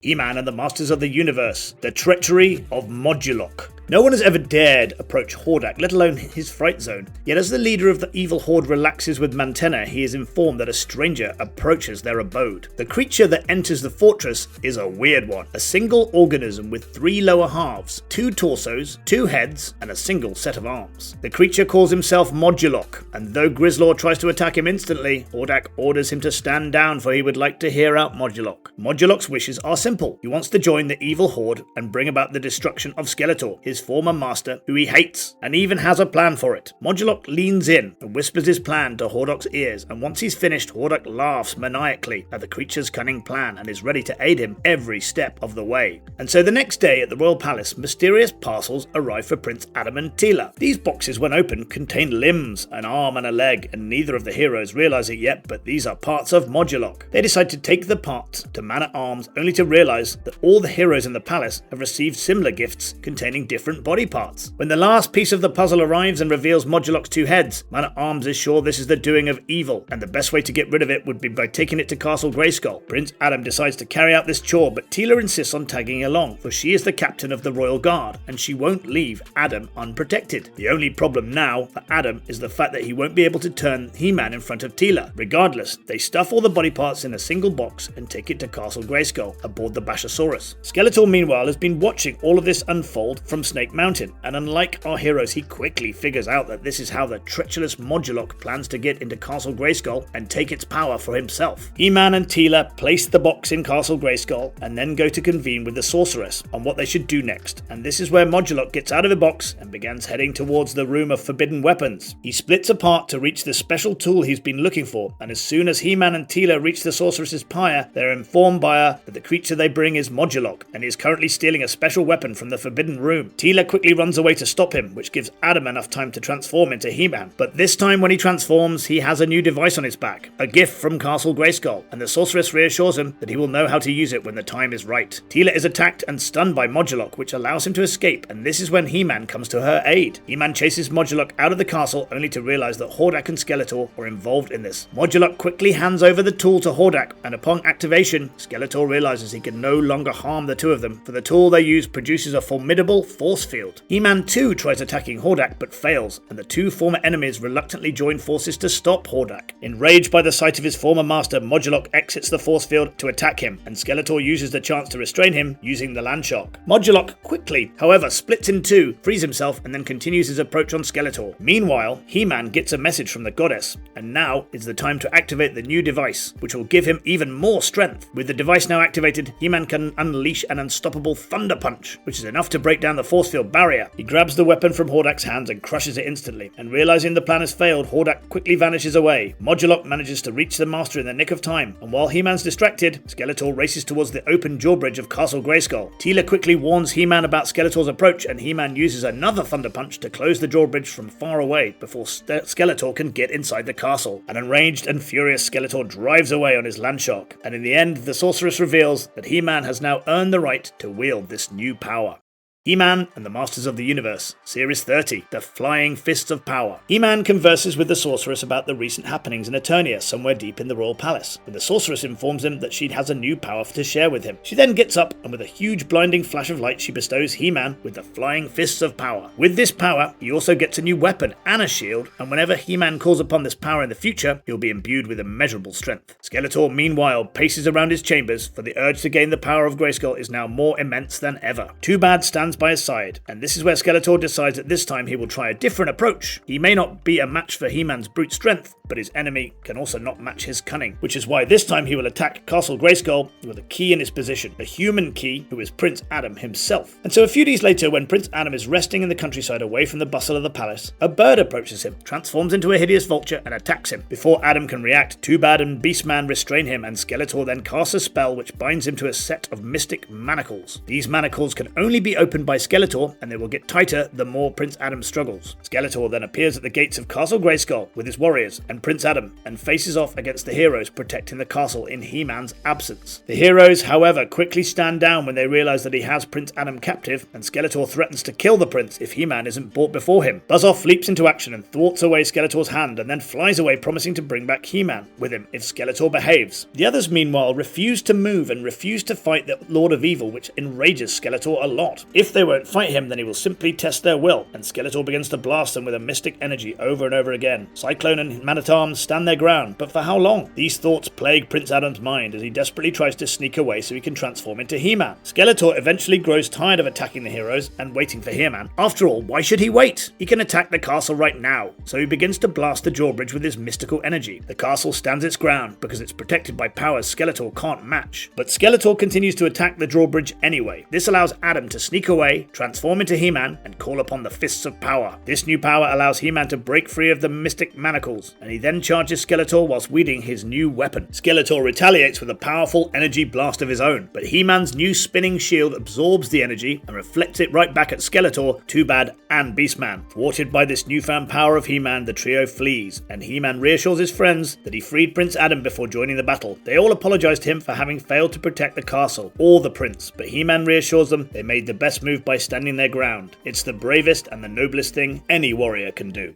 He-Man and the Masters of the Universe, Series 31. Rock People to the Rescue! Orko and He-Man are out in the sky, testing the new jet sled invented by Man-at-Arms, when they spot two meteors plummeting towards the ground in the distance. What better way to test out the new sled than by having it chase some high-speed meteors? He-Man quickly veers the sled into the meteor's direction, but upon reaching the location, Orko is surprised to see the meteor changing shape. The rocks transform into two humans, and when He-Man and Orko go to greet them, they introduce themselves as Stone-Dar and Rock-On. Stone-Dar is the leader of the peaceful rock people, while Rock-On is their mightiest warrior. The two of them are here on Eternia to help He-Man defeat the forces of evil, but little do our heroes know that while they greet their new friends, they're being closely watched by Webstor and Cobra Khan. The two were sent out here to test out Khan's new, more effective sleeping mist, and what better way to test it than by taking all four of these heroes back to Skeletor's lair. The two villains stealthily make their move, and Cobra Khan manages to knock He-Man out with his sleep mist in an instant. Rock-On jumps into action and knocks out Cobra Khan, and when Webstor tries to leave, he chases down the villain and knocks him into a rock using his own rock form. With the two fiends taken care of, Stone-Dar turns his attention back to He-Man, while Rock-On decides to keep a close eye on their surroundings from a nearby hill so they aren't ambushed again. Orko uses his magic to wake up He-Man, and though he's successful, he soon realizes that all is not well because He-Man has amnesia and doesn't remember who or what he is. Orko reminds him that he's He-Man, the most powerful warrior in the universe, but He-Man doesn't know what he's talking about. This is when Webstor wakes up and notices what's going on and decides to capitalize on it. He grabs Orko and tries to turn He-Man against them. He tells He-Man that they are his friends and the evil Rockmen and evil Wizard are the enemy. They even attacked and knocked out their friend Cobra Khan, and as he continues to talk, slowly but surely Webstor manages to confuse He-Man. Orko reaches out to his friend with all his love, which only makes the confusion worse, and things turn dire when Rock-On notices that Webstor is back on his feet. From the hill, he can't see that Webstor holds Orko captive, and so he transforms into his rock form and propels himself down the hill. Rock-On starts gaining speed, and when He-Man realizes the impending attack, his heart is split in two. Who should he save? Should he save Orko or Webstor? This is when Orko screams, "Believe in yourself! Trust your instincts to tell you the right thing to do! In your heart, you'll know what's right and true!" And so He-Man concentrates, and as the moment of impact approaches, he finally makes his choice. He-Man leaps into action and rescues Orko, and Rock-On knocks out the Webstor once again. Upon seeing what's become of his evil warriors, Skeletor is forced to leave Snake Mountain and teleport to their location. Upon arriving, he scolds his his minions and then teleports to He-Man's jet sled to use it against him. He fires the laser cannons at He-Man, but Stondar and Rockon step in to protect him. Lasers simply bounce off their rock skin. Enraged, Skeletor lands and decides to use the mystical energy against them, but once again the two heroes deflect the blast off their bodies and send it right back at him. Skeletor crashes into a nearby dune, but he isn't about to give up now. Anger has taken over him and he decides to battle He-Man using his strength, and as expected, one punch from He-Man sends the unarmed Skeletor flying away. With their leader defeated, Webstor and Cobra Khan try to make their own escape, but Rockon catches up to them and chases them in his rock form. And thus, once again, Eternia is safe thanks to our mighty heroes.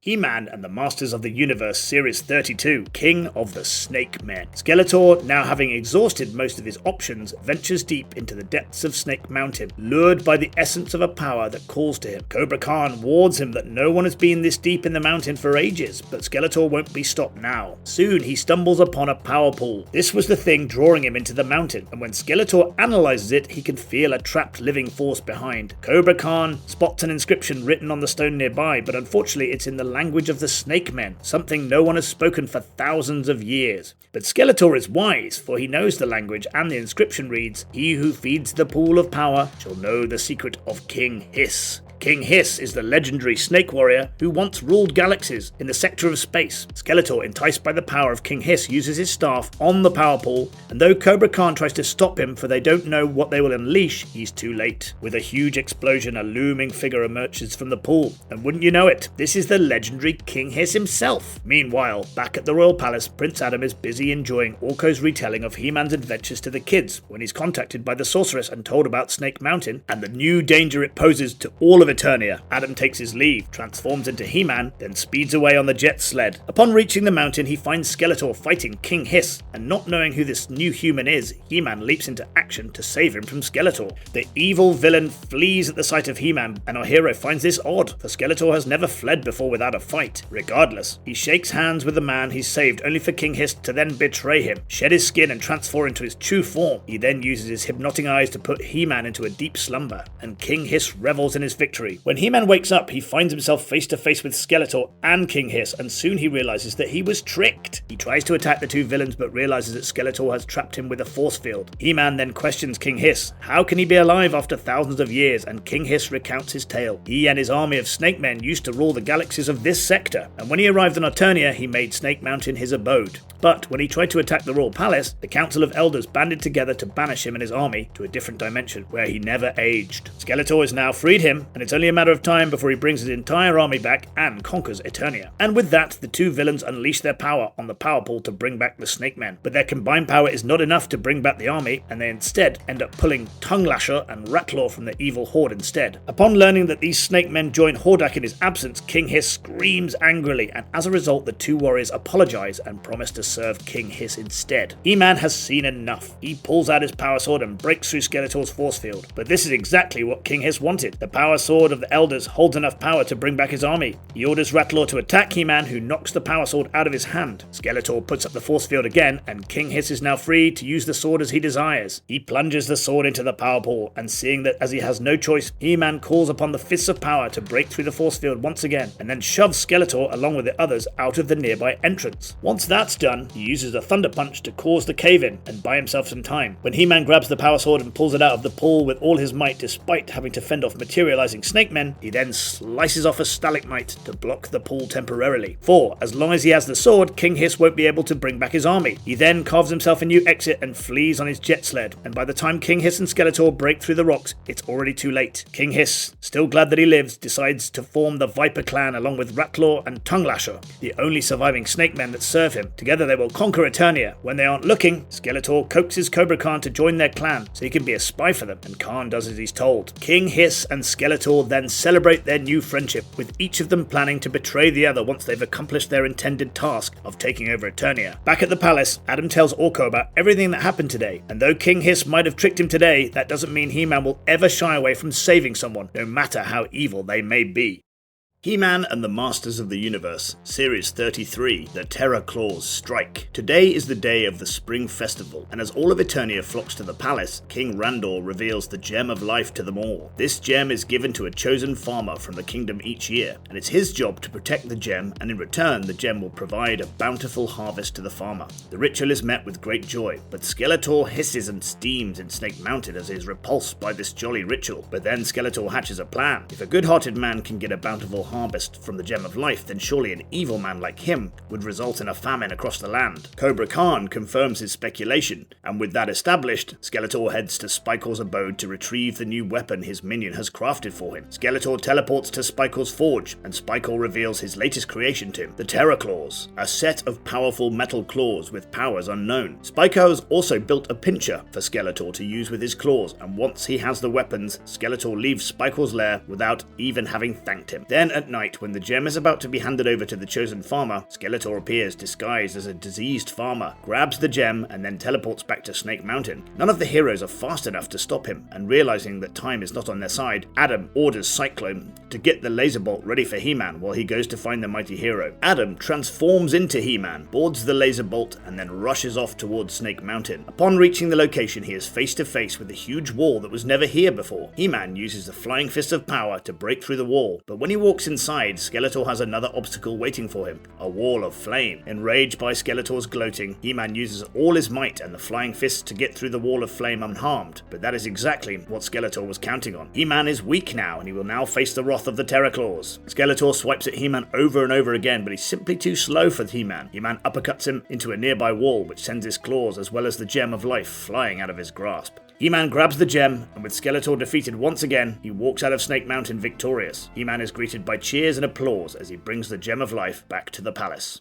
He-Man and the Masters of the Universe, Series 34, Escape from the Slime Pit. Deep in the dark domain of Hordak, the evil horde stirs and carries out its bidding in the Slime Pit. Surrounded by dark and heinous creatures, the Slime Pit is the latest creation of Hordak for its new machinations. He has his minions lower a giant skull onto the pedestal, and once that's done, he orders Modulok to fetch him someone to test out his Slime Pit. Modulok suggests getting someone from the village of the Rock People, and Hordak quickly dispatches his warriors to do the same. Meanwhile, He-Man is in the village of the Rock People visiting his dear friends Stone Dart and Rockon. Their conversation reveals the Rock People are pacifists, and if they can, they would never engage in violence, regardless of the situation, and that's because they respect the peace and the nature around them too much. He-Man gets their conviction to remain non-violent to a certain extent, but before he can say anything else, he and the rest of the Rock People are ambushed by Hordak's minions. Grizzlor ambushes He-Man and knocks him out with a single punch before he can react, and once that's done, they grab Rockon and two more Rock People and make their getaway. When He-Man recovers, he realizes the Rock People didn't fight back because of their love for peace. However, he can't just sit back and let his friends be tortured by Hordak. He-Man quickly leaves to rescue Rockon and finds his friend and the other Rock People tied up at the base of the Slime Pit. Upon learning that Hordak has captured them to test out his new Slime Pit, He-Man offers himself up to test in exchange for his friend's freedom. Hordak accepts, and so He-Man is tied and forced into the Slime Pit. And what's worse is that Hordak goes back on his promise and refuses to set Rockon and the other Rock People free. The next instant, He-Man is covered in slime that pours out of the skull Hordak has placed earlier, and this is when we learn the slime is meant to sap anyone of their personal will. Once the process is complete, the victim will turn into a mindless slime monster who will do Hordak's bidding. Even He-Man is turned into a slime monster when the process is completed, and upon the suggestion of his minion Modulok, Hordak sicks him on Skeletor, and so He-Man, on his way to Skeletor's lair, happens to pass by the village of the Rock People, who quickly disguise themselves as rocks to avoid his ire. Upon seeing what has become of He-Man, Stondar prays to the spirit of their holy Sun Rock and asks for aid. The rock emits a bright light that quickly makes its way to Snake Mountain. Skeletor, meanwhile, is desperately trying to keep He-Man away from himself, using whatever he can, for if He-Man's slime touches him, he would be drained of all his power. He-Man, however, is too driven by Hordak's orders, breaks through Skeletor's mystical barrier, and is about to kill him when suddenly something inside him stirs, and his will starts breaking through. Even if he is under the influence of Hordak, he can't just kill Skeletor. This is when the bright light that was left the Rock People's village comes to his aid. The spirit of the Sunrock reminds him of who he is and why he is fighting the effects of the slime. The light then engulfs him, which allows He-Man to transform back into his true self. Hordak has been observing all this from his mystical sphere, and upon realizing that He-Man has failed, quickly orders his minions to place Rock-On in the pit. However, the spirit of the Sun Rock teleports He-Man back to Hordak's slime pit instantly, and He-Man manages to rescue his friend before he is turned using his spinning shield. He-Man then frees Rock-On and the other rock people while He-Man fights the Horde. They climb a nearby hill and then launch themselves at Hordak and his minions. This final attack ultimately causes them to flee, and in the end He-Man realizes the true meaning of being a hero. Even though Skeletor is his enemy, he couldn't have allowed him to simply perish. He-Man and the Masters of the Universe, Series 35, The Menace of Multibot. Hordak seethes and fumes in anger in the Fright Zone, for Eternia is still out of his reach as long as He-Man still lives. He orders Modulok to develop a weapon that would kill He-Man, and his evil minion reveals that he's already done so. He splits apart and reveals his latest weapon, Multibot, a robot created in his image, imbued with his powers, and programmed with his hatred for Eternia. Half impressed, Hordak decides to give this new toy a try. So he sends Multibot to Eternia using his powers. At the palace, meanwhile, Prince Adam catches up with Teela and Cyclone on the ramparts while suddenly the entire palace is shaken by a loud explosion. Upon a closer look, the three of them realize the palace is being attacked by Multibot, and it turns out he's been programmed to ruthlessly call out He-Man until he comes out for a fight. Teela and Cyclone decide to fight the robot while Adam goes to find He-Man, and while his friends hold their own, Adam finds a secluded place to transform. Multibot continues to call He-Man a coward who hides behind his friends, and when an enraged Teela attacks him, he quickly swats her away with a single slap. Cyclone tries to intervene, but he too gets grappled and thrown into Teela. This is when He-Man shows up to face Modulok's creation, and when he realizes that Multibot isn't actually alive, he quickly punches the machine a few times and breaks it up into 1,000 pieces. Hordak, upon seeing Multibot's defeat, screams in anger and is about to have Modulok's head for the failure. But this is when Modulok begs him to keep watching, and wouldn't you know it, the very next second Multibot pulls himself together and attacks He-Man from behind. Teela and Cyclone run away, and Hordak revels in this victory, for He-Man's friends have seemingly abandoned him. But it won't be Multibot who deals the final blow, it'll be Hordak, for he will be the one to rule Eternia. Hordak leaves the Fright Zone to take over Eternia, and once he's gone, Modulok grins and smirks, for he has programmed Multibot to kill Hordak once he's taken care of He-Man, which will allow Modulok to become the new leader of the evil Horde. Multibot has now split in two, and the two robots are attacking He-Man from different directions, who's began to show signs of exhaustion, for even he too will eventually tire out when facing a robot that can go on for days. However, the moment is far away, for He-Man once again musters his might and breaks Multibot into 1,000 pieces. He then requests Cyclone to fetch him some magnets from Man-at-Arms' lab, for he suspects that this is the only way to defeat Multibot. Multibot reforms and begins attacking He-Man again before he can deal the final blow. He is erupted by Hordak, who is there to deal the final blow, which is rightfully his. However, this is when Multibot's second directive comes into play, and he starts attacking Hordak, who uses his powers to crush Multibot once again. This is when Teela shows up with the rest of the heroes to aid He-Man, and Hordak is surprised that his assumption of He-Man being abandoned was completely wrong. Cyclone arrives in the nick of time with the magnets as well, and He-Man wastes no time in throwing them at Multibot, who is still reforming. The magnets interfere with Multibot's directive and programming, which causes the robot to attack Hordak. As he escapes back to the Fright Zone, Hordak vows to make his minion pay for this treachery, and with that, He-Man has saved the day once again.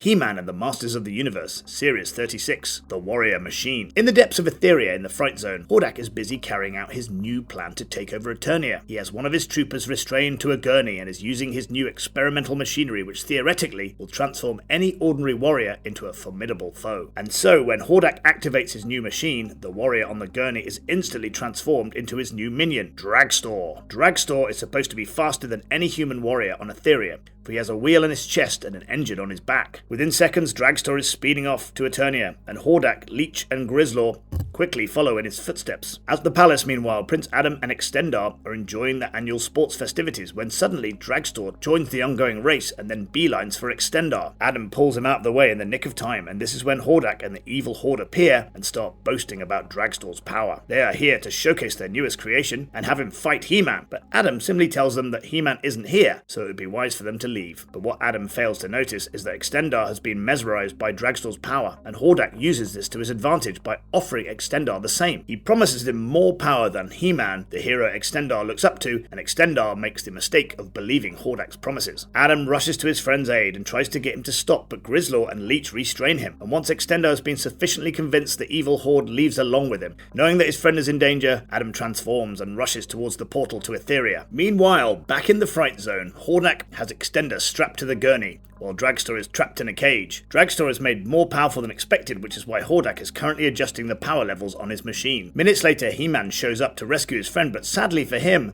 the experiment is already over. He frees Extendar and tells him to say the words, "I am Extendar, Tower of Power," to activate his powers. Extendar, now under the influence of Hordak, begins attacking He-Man, who in his moment of hesitation has no choice but to reach out for his friend. He continues to beg Extendar to snap out of it, and eventually he manages to reach out to his friend, which frees him from Hordak's spell. Hordak, Six, Grislaw, and Leech on them upon seeing this, and this is when He-Man reassures Extendar that now he is free. He can make the power that Hordak has granted him his own, and so Extendar utters the magic words again, and this time he transforms. His limbs and torso extend until he's transformed into a huge, hulking being that towers over everyone. Extendar makes quick work of Grislaw and Leech, but this is when Hordak decides to unleash Dragstore from his cage. Extendar is about to take out Hordak when Dragstore makes his attack, but the speeding villain is quickly sent crashing into a nearby wall by one swipe from He-Man's power sword. Hordak uses this opportunity to sneak up on He-Man, but before he can strike, Extendar breaks a few wooden columns to block his path. Hordak vanishes into a wall of mist upon realizing his defeat, and once he's gone, He-Man destroys the new machine so he can't transform anyone ever again. And as the two heroes leave the realm of Etheria, He-Man tells Extendar he doesn't need to become like him. He doesn't need to be He-Man. He just needs to be himself. Extendar just needs to be Extendar. And with that lesson learned, the day is saved once again. He-Man, the Masters of the Universe, Series 37, Eye of the Storm. Somewhere in a remote part of Eternia, Webstore climbs out of an artificial metal well created by Skeletor that reaches the core of the planet. Webstore has done his master's bidding, and we learn that this is part of Skeletor's new creation, the Stormbringer. Skeletor has spent months creating this new device, and now that it's complete, it's finally time to unleash a storm on Eternia that would level the entire planet along with Castle Grayskull. Once destroyed, the castle secrets will be free for the taking, and so Skeletor pushes the button on the device and unleashes a storm of fire and lightning that quickly begins to darken the sky. Meanwhile, on the other side of Eternia, the heroes are enjoying a game of Glow Disc, and though everyone's loving the display of athleticism from He-Man and Extendar, Snout Spout, the resident firefighter, isn't feeling that great. He may be a part of the heroes, but he just doesn't feel like he adds much to the team. Teela assures him that he is important as everyone else, but Teela's words aren't enough to heal what he feels. Snout Spout decides to spend some time alone under a tree, and we see that Skeletor is keeping a close eye on our heroes using his new device, Spinoculars. The storm will soon be here, but thankfully, Snout Spout notices it in the nick of time before it ambushes our heroes. The smell of the storm tells everyone this isn't natural and is likely the doing of Skeletor, and while Teela and the rest run for cover, He-Man and Extendar stand their ground. The storm, as if sentient, concentrates all its lightning at He-Man, who uses his power sword to keep the electrical energy at bay. Skeletor, realizing the storm won't be enough, takes to the skies along with Webstore, while Snoutspout swoops in on the Wind Raider to fulfill his duty as the firefighter. He douses the storm using his hose nose, but before the storm dies out, it lets out one last bolt of lightning at He-Man, revealing Skeletor and Webstore in the process. Webstore continues the assault on He-Man using his laser weapon, which forces him to keep defending using the power sword, and upon spotting the stalemate, Snoutspout once again swoops in and fires his water cannon at the two villains. Skeletor has had enough and decides to escape, but Webstore decides that he has a little bit more fight left in him. However, Snoutspout won't let that happen. He grabs Webstore and then tosses him at Skeletor, who eventually escapes the scene, with Webstore in his arms, vowing to return for revenge some other day. With Snoutspout having saved the day today, our heroes make sure to let him know that he is indeed a very vital part of their team, for if it hadn't been for him, all may have been lost today to evil. He-Man and the Masters of the Universe, Series 38, the fastest draw in the universe. At Snake Mountain, Skeletor is hatching a new plan, and after years of defeat, he has decided to try a different approach. No more fighting He-Man in head-on battles. Instead, Skeletor has decided to starve out all of Eternia along with the heroes. Once his enemies are too weak to protect Castle Grayskull, Skeletor will make his move. The plan is simple: have wild herds stampede the crops until none is left to feed anyone in Eternia. He sends out Beastman and Cobra Khan to carry out his machinations, missions, and while we catch up with Prince Adam, we see that he and Orko are on a peaceful hike when suddenly he falls down a huge pit which was hidden from view. Adam transforms into He-Man to get out, only for him to be greeted by Rio Blast, his old friend, who has set up this trap. They decide to camp for the night with Rio and trade stories, and the two agree on the fact that things have been too quiet recently. Orko, meanwhile, tries some of Rio's cooking and his signature barbecue sauce, only to realise that the sauce is nothing but a spice blast from your entire body. He-Man politely refuses the meat when he's offered the same upon seeing Orko's reaction. And after a good night's sleep, the next morning, our heroes wake up to the sound of thunder under a clear blue sky. It's a stampede that is the source of the sound, and our heroes flee to safety instantly. Upon realising the animals need to be stopped, Rio transforms into his battle form and changes their direction using his laser blasters. Orko, meanwhile, trips and gets stuck on some cactus,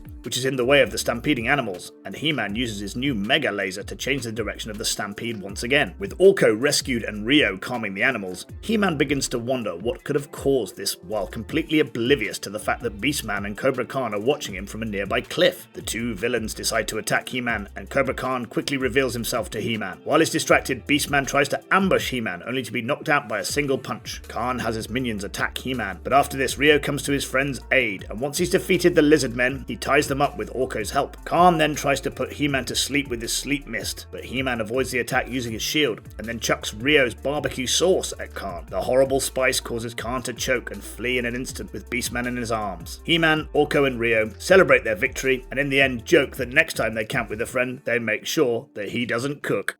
He-Man and the Masters of the Universe, Series 39, The Hordes of Hordak. On the Golden Isles in Eternia, all the heroes have been gathered by Prince Adam to showcase all the new weapons developed to aid them in defending the kingdom. He boards the new Blaster Hawk to showcase its abilities when suddenly Hordak appears out of nowhere and blasts Adam away into the sea. He then knocks out Cyclone, grabs the hero, and then escapes with him back to Etheria. The portal he's just opened then begins sprouting out dozens of metal soldiers. This is Hordak's new army, and these are his new Horde troopers. Our heroes try to fight back against this new army, but the troopers are seemingly invincible. Unbolstered by the blows thrown their way, the troopers grab Rockon and crush him under their feet. Adam, meanwhile, whistles to his jet sled before he hits the water and transforms into He-Man. Once his sled is near, He-Man grabs onto it and heads off to Etheria's portal to stop Hordak. When Cyclone regains consciousness, he realizes that Hordak has created a machine that uses matter from the ground to create dozens of his troopers every second. Before Cyclone can attack him, he's dragged away by two of the troopers, and this is when He-Man shows up to save his friend. Instead of fighting He-Man, Hordak simply orders his troopers to keep him occupied and then teleports himself and his new machine to Eternia. Cyclone and He-Man desperately fight against the troopers relentlessly until they eventually manage to find a weakness, a kink in their chest plate, which if hit correctly destroys the troopers instantly. This is why Hordak dragged Cyclone away from the fight, for he is the only one capable enough to destroy his troopers as fast as the machine makes them. After disposing of the troopers attacking him, He-Man and Cyclone jump into the portal that leads back to Eternia, only then to realize that Hordak's machine has entirely transformed the Golden Isles. He-Man tells his friends to target the chest of the troopers and then begins fighting against the hordes. Teela uses the Blaster Hawk to destroy the approaching troopers, while He-Man desperately fights his way towards the machine. Realizing that He-Man is up to something, Hordak orders all of his troopers to attack him, and even though He-Man is being overwhelmed, he is close enough to execute his plan. He-Man pulls out the Power Sword, aims it at Hordak's machine, and throws it. When the Power Sword hits the machine, it explodes, and the resulting shockwave destroys the remaining troopers. He-Man grabs Hordak and takes him to custody, only having the villain teleport right out of his hands. Hordak vows to return with a new horde of his improved troopers, but for now, the day has been saved by our heroes once again. He-Man and the Masters of the Universe, Series 40, Between a Rock and a Hard Place. It's time for festivities in the Kingdom of Eternia once again, and this time it's time for the Thanksgiving feast to celebrate the bountiful harvest of the year. While the people enjoy the festival, we learn that all the heroes are here, as well as Rockon and Stonedark guarding Castle Grayskull. At Snake Mountain, meanwhile, Evil Lyn grows tired of waiting for Skeletor's new plan, and his past failures make her trust him less and less with each passing second. She decides to ally herself with Hordak this one time and slips away from the mountain when Skeletor isn't noticing. She goes to Etheria and lets herself get captured by Hordak's troopers. When they take her to him, she offers to join forces with him, for Castle Grayskull is unguarded right now. The two of them can storm it and rule all of Eternia together. However, Hordak instantly betrays her and instead decides to storm the castle on his own whilst ordering his troopers to throw Evil Lyn into the slime pit. The troopers do as they're told. However, Evil Lyn conjures a portal at the very last second before hitting the slime and vanishes into it. Orko, meanwhile, is busy entertaining the guests with his magic by flying higher and higher when he suddenly spots Hordak riding towards Castle Grayskull on his Mantisaur. He quickly whispers what he's found to Adam, who instantly departs to save the castle after transforming into He-Man. Hordak reaches the castle and orders Mantisaur to bring down the drawbridge, and when Rocko and Stondar try and stop him, he traps them in his cosmic cage. But before Mantisaur can stage his attack, He-Man arrives in the Wind Raider and attacks Hordak. Seeing as how his trusty Mantisaur is in danger from the stunning blast of the Wind Raider, Hordak orders Mantisaur to use his powers. Suddenly, a swarm of thousands of insects began chasing He-Man, who quickly outmaneuvers them, then flies into them, which incapacitates them. However, this was just a distraction, and Hordak strikes He-Man from behind when the time is right, which causes him to lose control and crash into the ground. Mantisaur tries charging He-Man, who at the last resort uses the Thunder Punch to take out the creature. Hordak then launches another attack on He-Man using his propeller, but He-Man cuts down his weapon using his power sword. Hordak then takes out his spinning mace attachment and attacks He-Man, which sends the power sword flying out of his hands. Hordak tries to bring the power sword to him using his mace, but the sword unleashes its power and destroys the villain's weapon, for the power sword indeed has a life of its own. Hordak then pulls out his kinetic shield, which is more than capable enough to deflect the power sword's strike. However, this is when Eva Lynn shows up and frees Rockon and Stondar to aid He-Man. She then escapes before she's spotted, and when the time is right, they ambush Hordak from behind, which allows He-Man to destroy Hordak's kinetic shield. With the villain now defeated, he's thrown back into Etheria through a portal, and He-Man saves the day once again.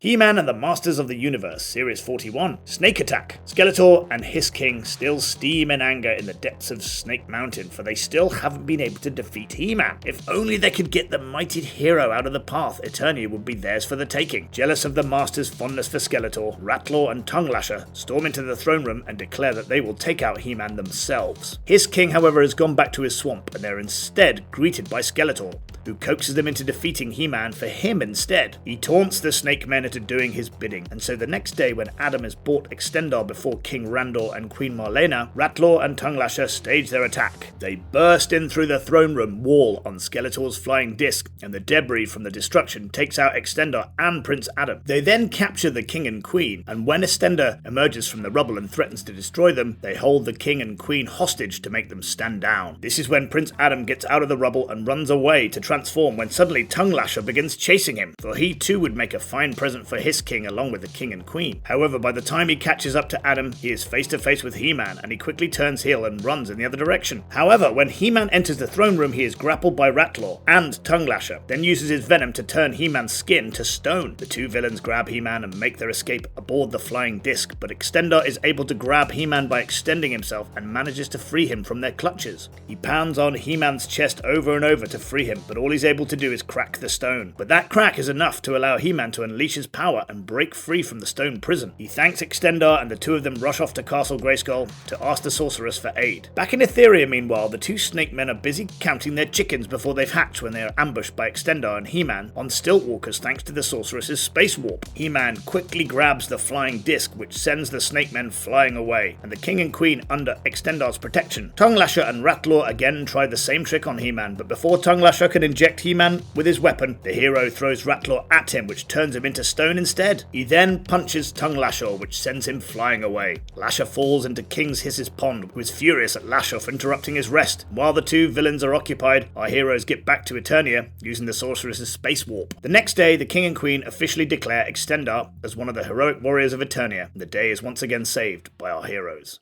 He-Man and the Masters of the Universe Series 42, The Ultimate Battleground. All of Eternia faces the wrath of Hiss King and Skeletor as they join forces, which causes an earthquake in a village near Snake Mountain. He-Man and Rio Blast are there to protect the people, but this war has just begun, for Skeletor and Hiss King have combined their forces to raise 3 ancient towers of Eternia that are older than even Castle Grayskull itself. And soon the ground between the castle and Snake Mountain splits apart, and from the chasm emerge 3 ancient towers: the Grayskull Tower, the Viper Tower, and the Central Tower. These pillars of power will allow the villains to rule Eternia, and so they quickly rush to control them. They order Rattler to guard the Grayskull Tower, and Hiss King, to everyone's surprise, allows Skeletor to storm the Central Tower with Tongue Lasher while he takes control of the Viper Tower. Hiss King is allowing Skeletor to storm the Central Tower, for he knows about the traps that lay ahead. The sorceress meanwhile summons He-Man to Castle Grayskull, for all Eternia has changed and things will never be the same again. Upon reaching the castle, He-Man learns about the towers from the sorceress. The 3 towers are older than the castle, and they're the ultimate sources of of power. The Viper Tower is the source of evil power, while Greyskull Tower is the source of goodness. And as for the Central Tower, it draws power from the Viper and the Greyskull Towers, which is why it's become the ultimate battleground for the powers of evil and good. The ancients feared the formidable Hiss King taking control of these towers and the power they wield, which is why they had cast a spell to bury them deep underground to hide the towers from Hiss King. But now the towers have been restored, it is paramount that He-Man stops the villains from taking control of them. Skeletor meanwhile senses that Hiss King is up to something, which is why he allows Tanglosher to storm the Central Tower first, which gets him trapped in the beastly maw that makes the tower's entrance. Skeletor then heads inside, while He-Man stages his own assault. He speeds towards the towers, kicks Rattler into the Greyskull Tower, and then traps him inside. Meanwhile, Hiss King uses the Viper Scope to check out Skeletor's demise, only to learn that he's survived. He also spies He-Man heading towards Skeletor in the battle tram, and though he might hate Skeletor, he hates He-Man more. He warns Skeletor about He-Man's assault and the idea of imminent battle. The Central Tower imbues Skeletor with the power of evil. He quickly takes control of the laser blaster in the tower and blasts He-Man out of the battle tram before he can reach him. This is when the Blaster Hawk piloted by Snoutspout comes to He-Man's rescue. They use the Blaster Hawk to destroy the laser blaster, and He-Man manages to reach the top of the Central Tower after all. He then charges Skeletor, but one punch from the villain sends He-Man flying away. And though Skeletor may have new power, so does He-Man, for the Central Tower grants power to both heroes and villains. He-Man grabs Skeletor and throws him down the tower, but the villain vows to return soon along with other warriors. This is when He-Man realizes the situation is dire. For if all Skeletor's minions enter the tower, they will gain the power of evil, and He-Man cannot let that happen. He runs to Snoutspout and orders him to get all the heroes here, for their troubles have just begun.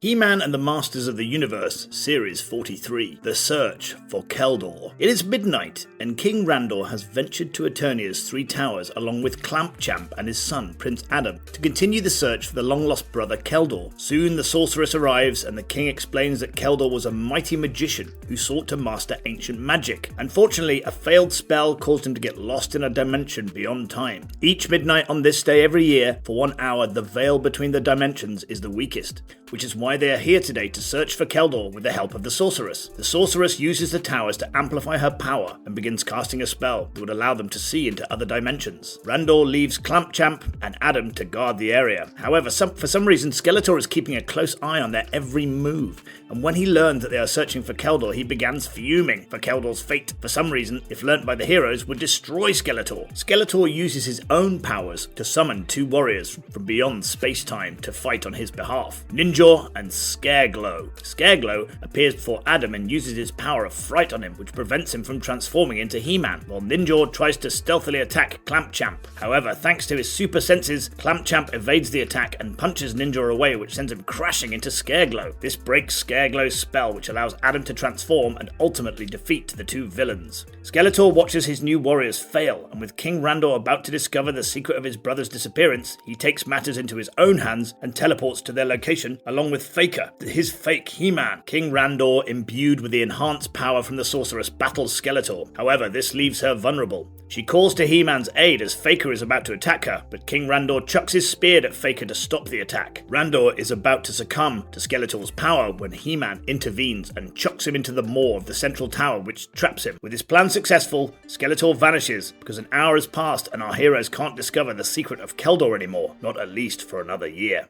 He-Man and the Masters of the Universe, Series 44. Enter Buzzsaw Hordak. Hordak summons Dragstore in Etheria and reveals his latest creation, Mosquitor, a villain that can suck the life force out of anything, and he gives Dragstore a taste of his power for questioning Hordak's orders. Hordak peers into Eternia using his mirror, only to realize the three towers are back. The towers he had helped build before he was banished into Etheria. This is more than amazing. Hordak can use the Central Tower to gain immense power and destroy Castle Grayskull and Skeletor once and for all. He quickly departs with his minions and begins a battle with the sorceress as she guards the tower. The sorceress is locked in a battle with Hordak when suddenly Dragstore attacks her and leaves her unconscious. Hordak has then Mosquito suck out some of Sorceress's life force and creates her duplicate that is under his command. The duplicate rushes to the royal palace and summons King Randor to the towers, and though the king orders his son to stay behind, Adam decides to go to the towers regardless, whilst transformed as He-Man. King Randor reaches the towers on his jet sled, and when he sees the sorceress trapped in a mystical cage by Hordak, he crashes his jet sled into the villain. However, the crash has no impact on Hordak, and instead knocks out King Randor. Hordak drags the king away, but this is when He-Man shows up to save the king. Instead Instead, he is attacked by Hordak's minions, but first He-Man chucks his mace at the sorceress's cage to free her. He dodges Dragstor's attack, but gets captured by Mosquitor, who drains the life force out of him. Before passing out, He-Man musters all of his courage, breaks free of Mosquitor's grip, and while the sorceress contains the villains in a mystic cage of her own, He-Man rushes to check on his father.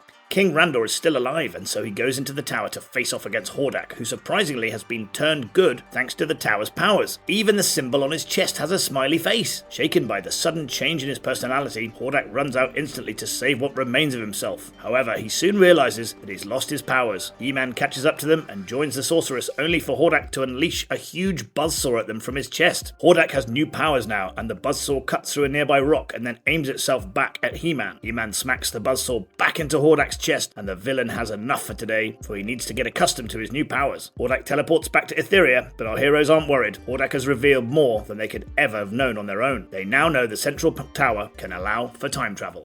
He-Man and the Masters of the Universe, Series 45, Revenge of Snake Men. With the Viper Tower now in his possession, the Hiss King is more powerful than before, and he uses this newfound power to call forth his two trusty minions from the dimension where they were trapped hundreds of years ago. Snakeface and Tanglor answer his call, and he orders the two of them to fetch him Queen Marlena alongside Blast Attack, who is brought in by Rattler and Tongue Lasher. Sometime later, the Queen is visiting the Sorceress with Adam and Extender in the Grayskull Tower when the villains stage their attack. Adam hides both the women in a nearby room, and moments later, Tanglor captures and grips onto Extender, which prevents him from extending. Adam, unable to transform into He-Man in front of all of them, falls prey to Snakeface's terrible power, which turns him to stone. He then turns Extender to stone as well, and the same fate befalls Queen Marlena once they enter the next room. They carry Marlena back to Viper Tower, and Hiss King is more than pleased by their success. Meanwhile, back at the Grayskull Tower, the Power Sword's energy and the tower's blessing allows Adam to transform into He-Man to free Extender from his fate. The two check the next room when suddenly Queen Marlena walks out from behind a curtain and reveals she's been hiding all this while. The villains took the sorceress instead of her because she disguised herself to look like the Queen. He-Man rushes to the sorceress's rescue and uses the battle tram to quickly reach the Viper Tower. Stunned by his sudden appearance, by the time the villains jump into action, He-Man has already freed the sorceress from her stone prison using his Power Sword. And this time, when Snakeface attacks, He-Man is prepared for it. He simply jumps behind the rest of the villains, which turns them all into stone. When Snakeface tries to attack He-Man again, he uses a reflective shield on the villain, which turns Snakeface into stone as well. And thus, with the day saved once again, they leave the villains as they are, return to the Royal Palace, and explain everything to the rest of the heroes, as well as the King.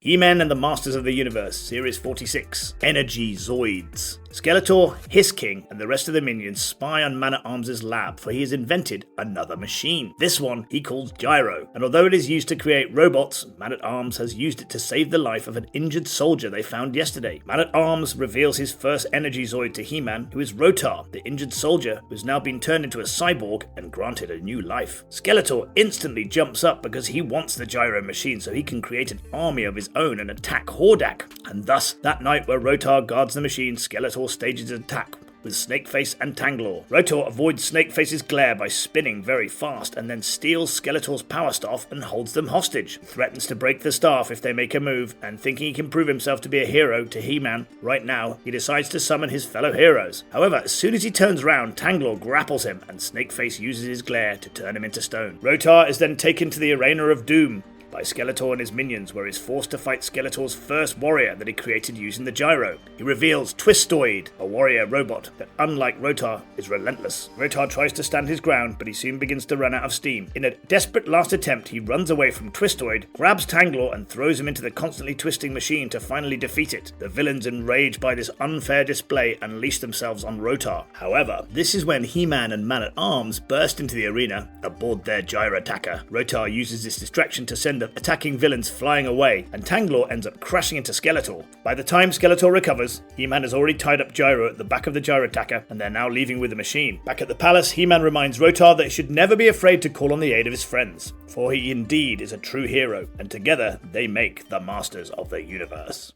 He-Man and the Masters of the Universe, Series 47, The Cosmic Key. The skies of Eternia have turned purple, and this gravely worries the sorceress, for this could only mean one thing. Purple skies mean the arrival of the Evil Cloud, a formidable cosmic power that not even the sorceress can defeat alongside He-Man, and this means they will have to call for aid, call the only person that can help him in this situation. The two get to work, and we catch up with Skeletor as the Evil Cloud communicates with him. The Cloud promises to grant Skeletor immense power to defeat He-Man, and Skeletor reluctantly agrees to the deal. What Skeletor didn't know was that this power could come at the cost of immense pain and the Evil Cloud being constantly in his head. Either way, with the deal now done, little matters, for Skeletor planned to betray the Evil Cloud anyways once he had accomplished his mission. The Cloud brings forth two new warriors that will aid him in defeating He-Man, Saurod and Blade. Saurod is the evil reptile that can shoot lasers from his mouth, while Blade is the evil master of sword, and according to the Evil Cloud, together they should have no trouble defeating He-Man. Meanwhile, at the mystical pool of energy outside the Three Towers, the sorceress urges He-Man to use his sword and bring forward Gwildor, the creator of the Cosmic Key, and the only one who can help them defeat the Evil Cloud. He-Man has always wanted to meet Gwildor, and now it's his chance. But when He-Man strikes the water with his sword, something unexpected happens. A short man with frizzy red hair emerges from it, who is rather upset for having his vacation interrupted. He-Man is baffled when he realizes that this is Gwildor the Great himself, and though he's annoyed at them for interrupting his vacation, once the sorceress tells him about the Evil Cloud, he quickly jumps into action. Gwildor knows the Evil Cloud needs to be banished to the other side of the known universe, and the only way to do so is by using his Cosmic Key. However, this is when an enraged and overpowered Skeletor shows up to steal the key from him. The sorceress warns He-Man about Skeletor's enhanced power, but before He-Man can strike, Saurod and Blade teleport to the location and rush him. He-Man orders Gwildor to hide the key, then takes out the villains. He avoids Blade's sword slash but quickly struck by the laser from Saurod while he's in the air. The sorceress realizes the combined force of the three villains is more than enough to take down He-Man, and upon hearing this, Gwildor decides to use the Cosmic Key and banish the Evil Cloud. However, that is when Blade ambushes them and knocks the key out of Gwildor's hands to prevent them from happening. The only power that can banish the Cloud now is in He-Man's Power Sword, and even though he's in the heat of battle, He-Man chucks the Power Sword at the Cosmic Key when Gwildor asks him to do so. This creates a huge hurricane that dwarfs the entire planet and gets rid of the Evil Cloud once and for all. Skeletor, now powerless, is easily picked up by He-Man and thrown at Blade and Saurod. With the villains now taken care of, He-Man, Gwildor, and the sorceress rest peacefully, for Eternia is now safe. He-Man and the Masters of the Universe, Series 48, The Powers of Grayskull, Part 1, The Legend Begins. He-Man spends a restless evening in the central tower whilst looking out at the sky, pondering all that's happened in Eternia recently. The Snake Men are back, the Three Towers of Legend are back, evil stirs in every corner, and Eternia changes drastically. He-Man doesn't like this. What was once a myth is becoming reality, and this troubles him greatly. If everything is coming true, then he must mean that Eternia's destruction is near as well. The sorceress comes to his aid, and tells He-Man that all fables told are based in truth, and it's about time He-Man learned the truth himself. She guides He-Man to a never-before-seen part of the tower and shows him the gateway that leads to Eternia's past. This gateway was formed using the power of the Cosmic Key, and it will allow the two of them to go back to Eternia as it was eons ago. The sorceress wants to show He-Man how Eternia was in the past before he was born, the world that he thinks is a myth, the world of magic. It was all real in the past. The two walk through the gateway and are greeted by Eternia, a land much like their own, but not at all. It has flying dinosaurs in the sky, but also familiar sights like the Three Towers. The sorceress then tells an already surprised He-Man that to the west lies the land of the giants, where the giants rule. Astonished by this, He-Man then watches in bewilderment as the sorceress shows him a nearby village that is currently under attack. This village is the same place where the royal palace of Eternia will stand one day in the future. Right now though, it's under attack by Hiss King and his minions. Hiss King's army has many prehistoric beasts under their control, and seeing the village's plight, He-Man instantly jerks into action, but the sorceress holds him back for she cannot allow him to intervene. This is not their time, which means this is not their battle. If they meddle with the past, it will upset the future and cause irreparable damage. Only under special conditions can she allow him to intervene, and that is too under very specific conditions. What our two heroes don't realise is the fact the central tower back in their time is left unguarded while the two of them are here, and Skeletor capitalises on this by walking straight into it. He soon finds the gateway to the past, and upon realising how he can change history to make himself the dictator of Eternia, he quickly walks through and decides to join forces with King Hiss of the past. Hiss, along with his army, is meanwhile planning another nighttime attack on the village, as the villagers won't be expecting it. This is when Skeletor shows up and offers to join them as an ally. His magic could be of great aid to them. His king carefully regards Skeletor's offer and thinks to himself, perhaps this is an emissary from the unnamed one who we serve. His king then decides to join forces with Skeletor and allows him to ride his pterodactyl, while he himself mounts the large and formidable Tyrannosaurus Rex. Together they start attacking the village, and when He-Man spots this, he hesitantly tells the sorceress that now must be the special condition under where he's allowed to intervene, for somehow Skeletor has managed to join the ranks of his king. The surprised sorceress has no choice but to let He-Man join the battle, and before he does, she disguises him in a red hood and a black eye mask. He-Man wants to know why the disguise is necessary, but the sorceress reassures him that all will be revealed to him in due time. She then conjures up a Bionatops for He-Man using a magic that he can ride into battle. The prehistoric Triceratops has a laser cannon mounted on it, which He-Man can use to aid in his attack. And so with this power sword in hand, He-Man charges into battle and takes out a couple of His King Snake Men using the laser cannon. Upon seeing this new unknown warrior, the His King launches an attack of his own and unleashes a mecha drone from the chest of his Tyrannosaurus Rex. The drone whirls through the air and crashes into He-Man's Bionatops, which unfortunately incapacitates the creature. He-Man, however, still has the power sword, which allows Skeletor to identify him through his disguise. And so before He-Man can unleash his power using the sword, Skeletor's pterodactyl swoops down and steals the sword from him. He-Man is now cornered by dozens of snake men, and he thinks the end is near, when suddenly a mysterious sorcerer appears out of the shadows and blasts Skeletor and his mount. The intense light causes the creature to drop the power sword, and He-Man quickly grabs it and slams it on the ground, which causes His King and the dinosaur to tumble and fall. The mysterious sorcerer then uses his power to banish and send back the intruders to their respective time, and the very next second His King, Skeletor, He-Man and the sorceress vanish. He-Man and the sorceress appear back in Eternia, and He-Man desperately wants to know what mysterious person was. How can a sorcerer be so powerful that he can send them to the future? The sorceress smirks and tells He-Man that he was the greatest sorcerer of all time, but to find out his identity, we have to wait for the next issue of this series. Sadly, this 3-part mini-comic series was never completed, which is why the story of He-Man ends here today. But I don't want to keep you in the shadows, and so I will tell you the mysterious sorcerer was Hero, He-Man's ancestor, who was supposed to have his own spin-off series that would have revealed more about He-Man's power. If you would like us to cover more He-Man stories in the future, be sure to show us some love in the comments below.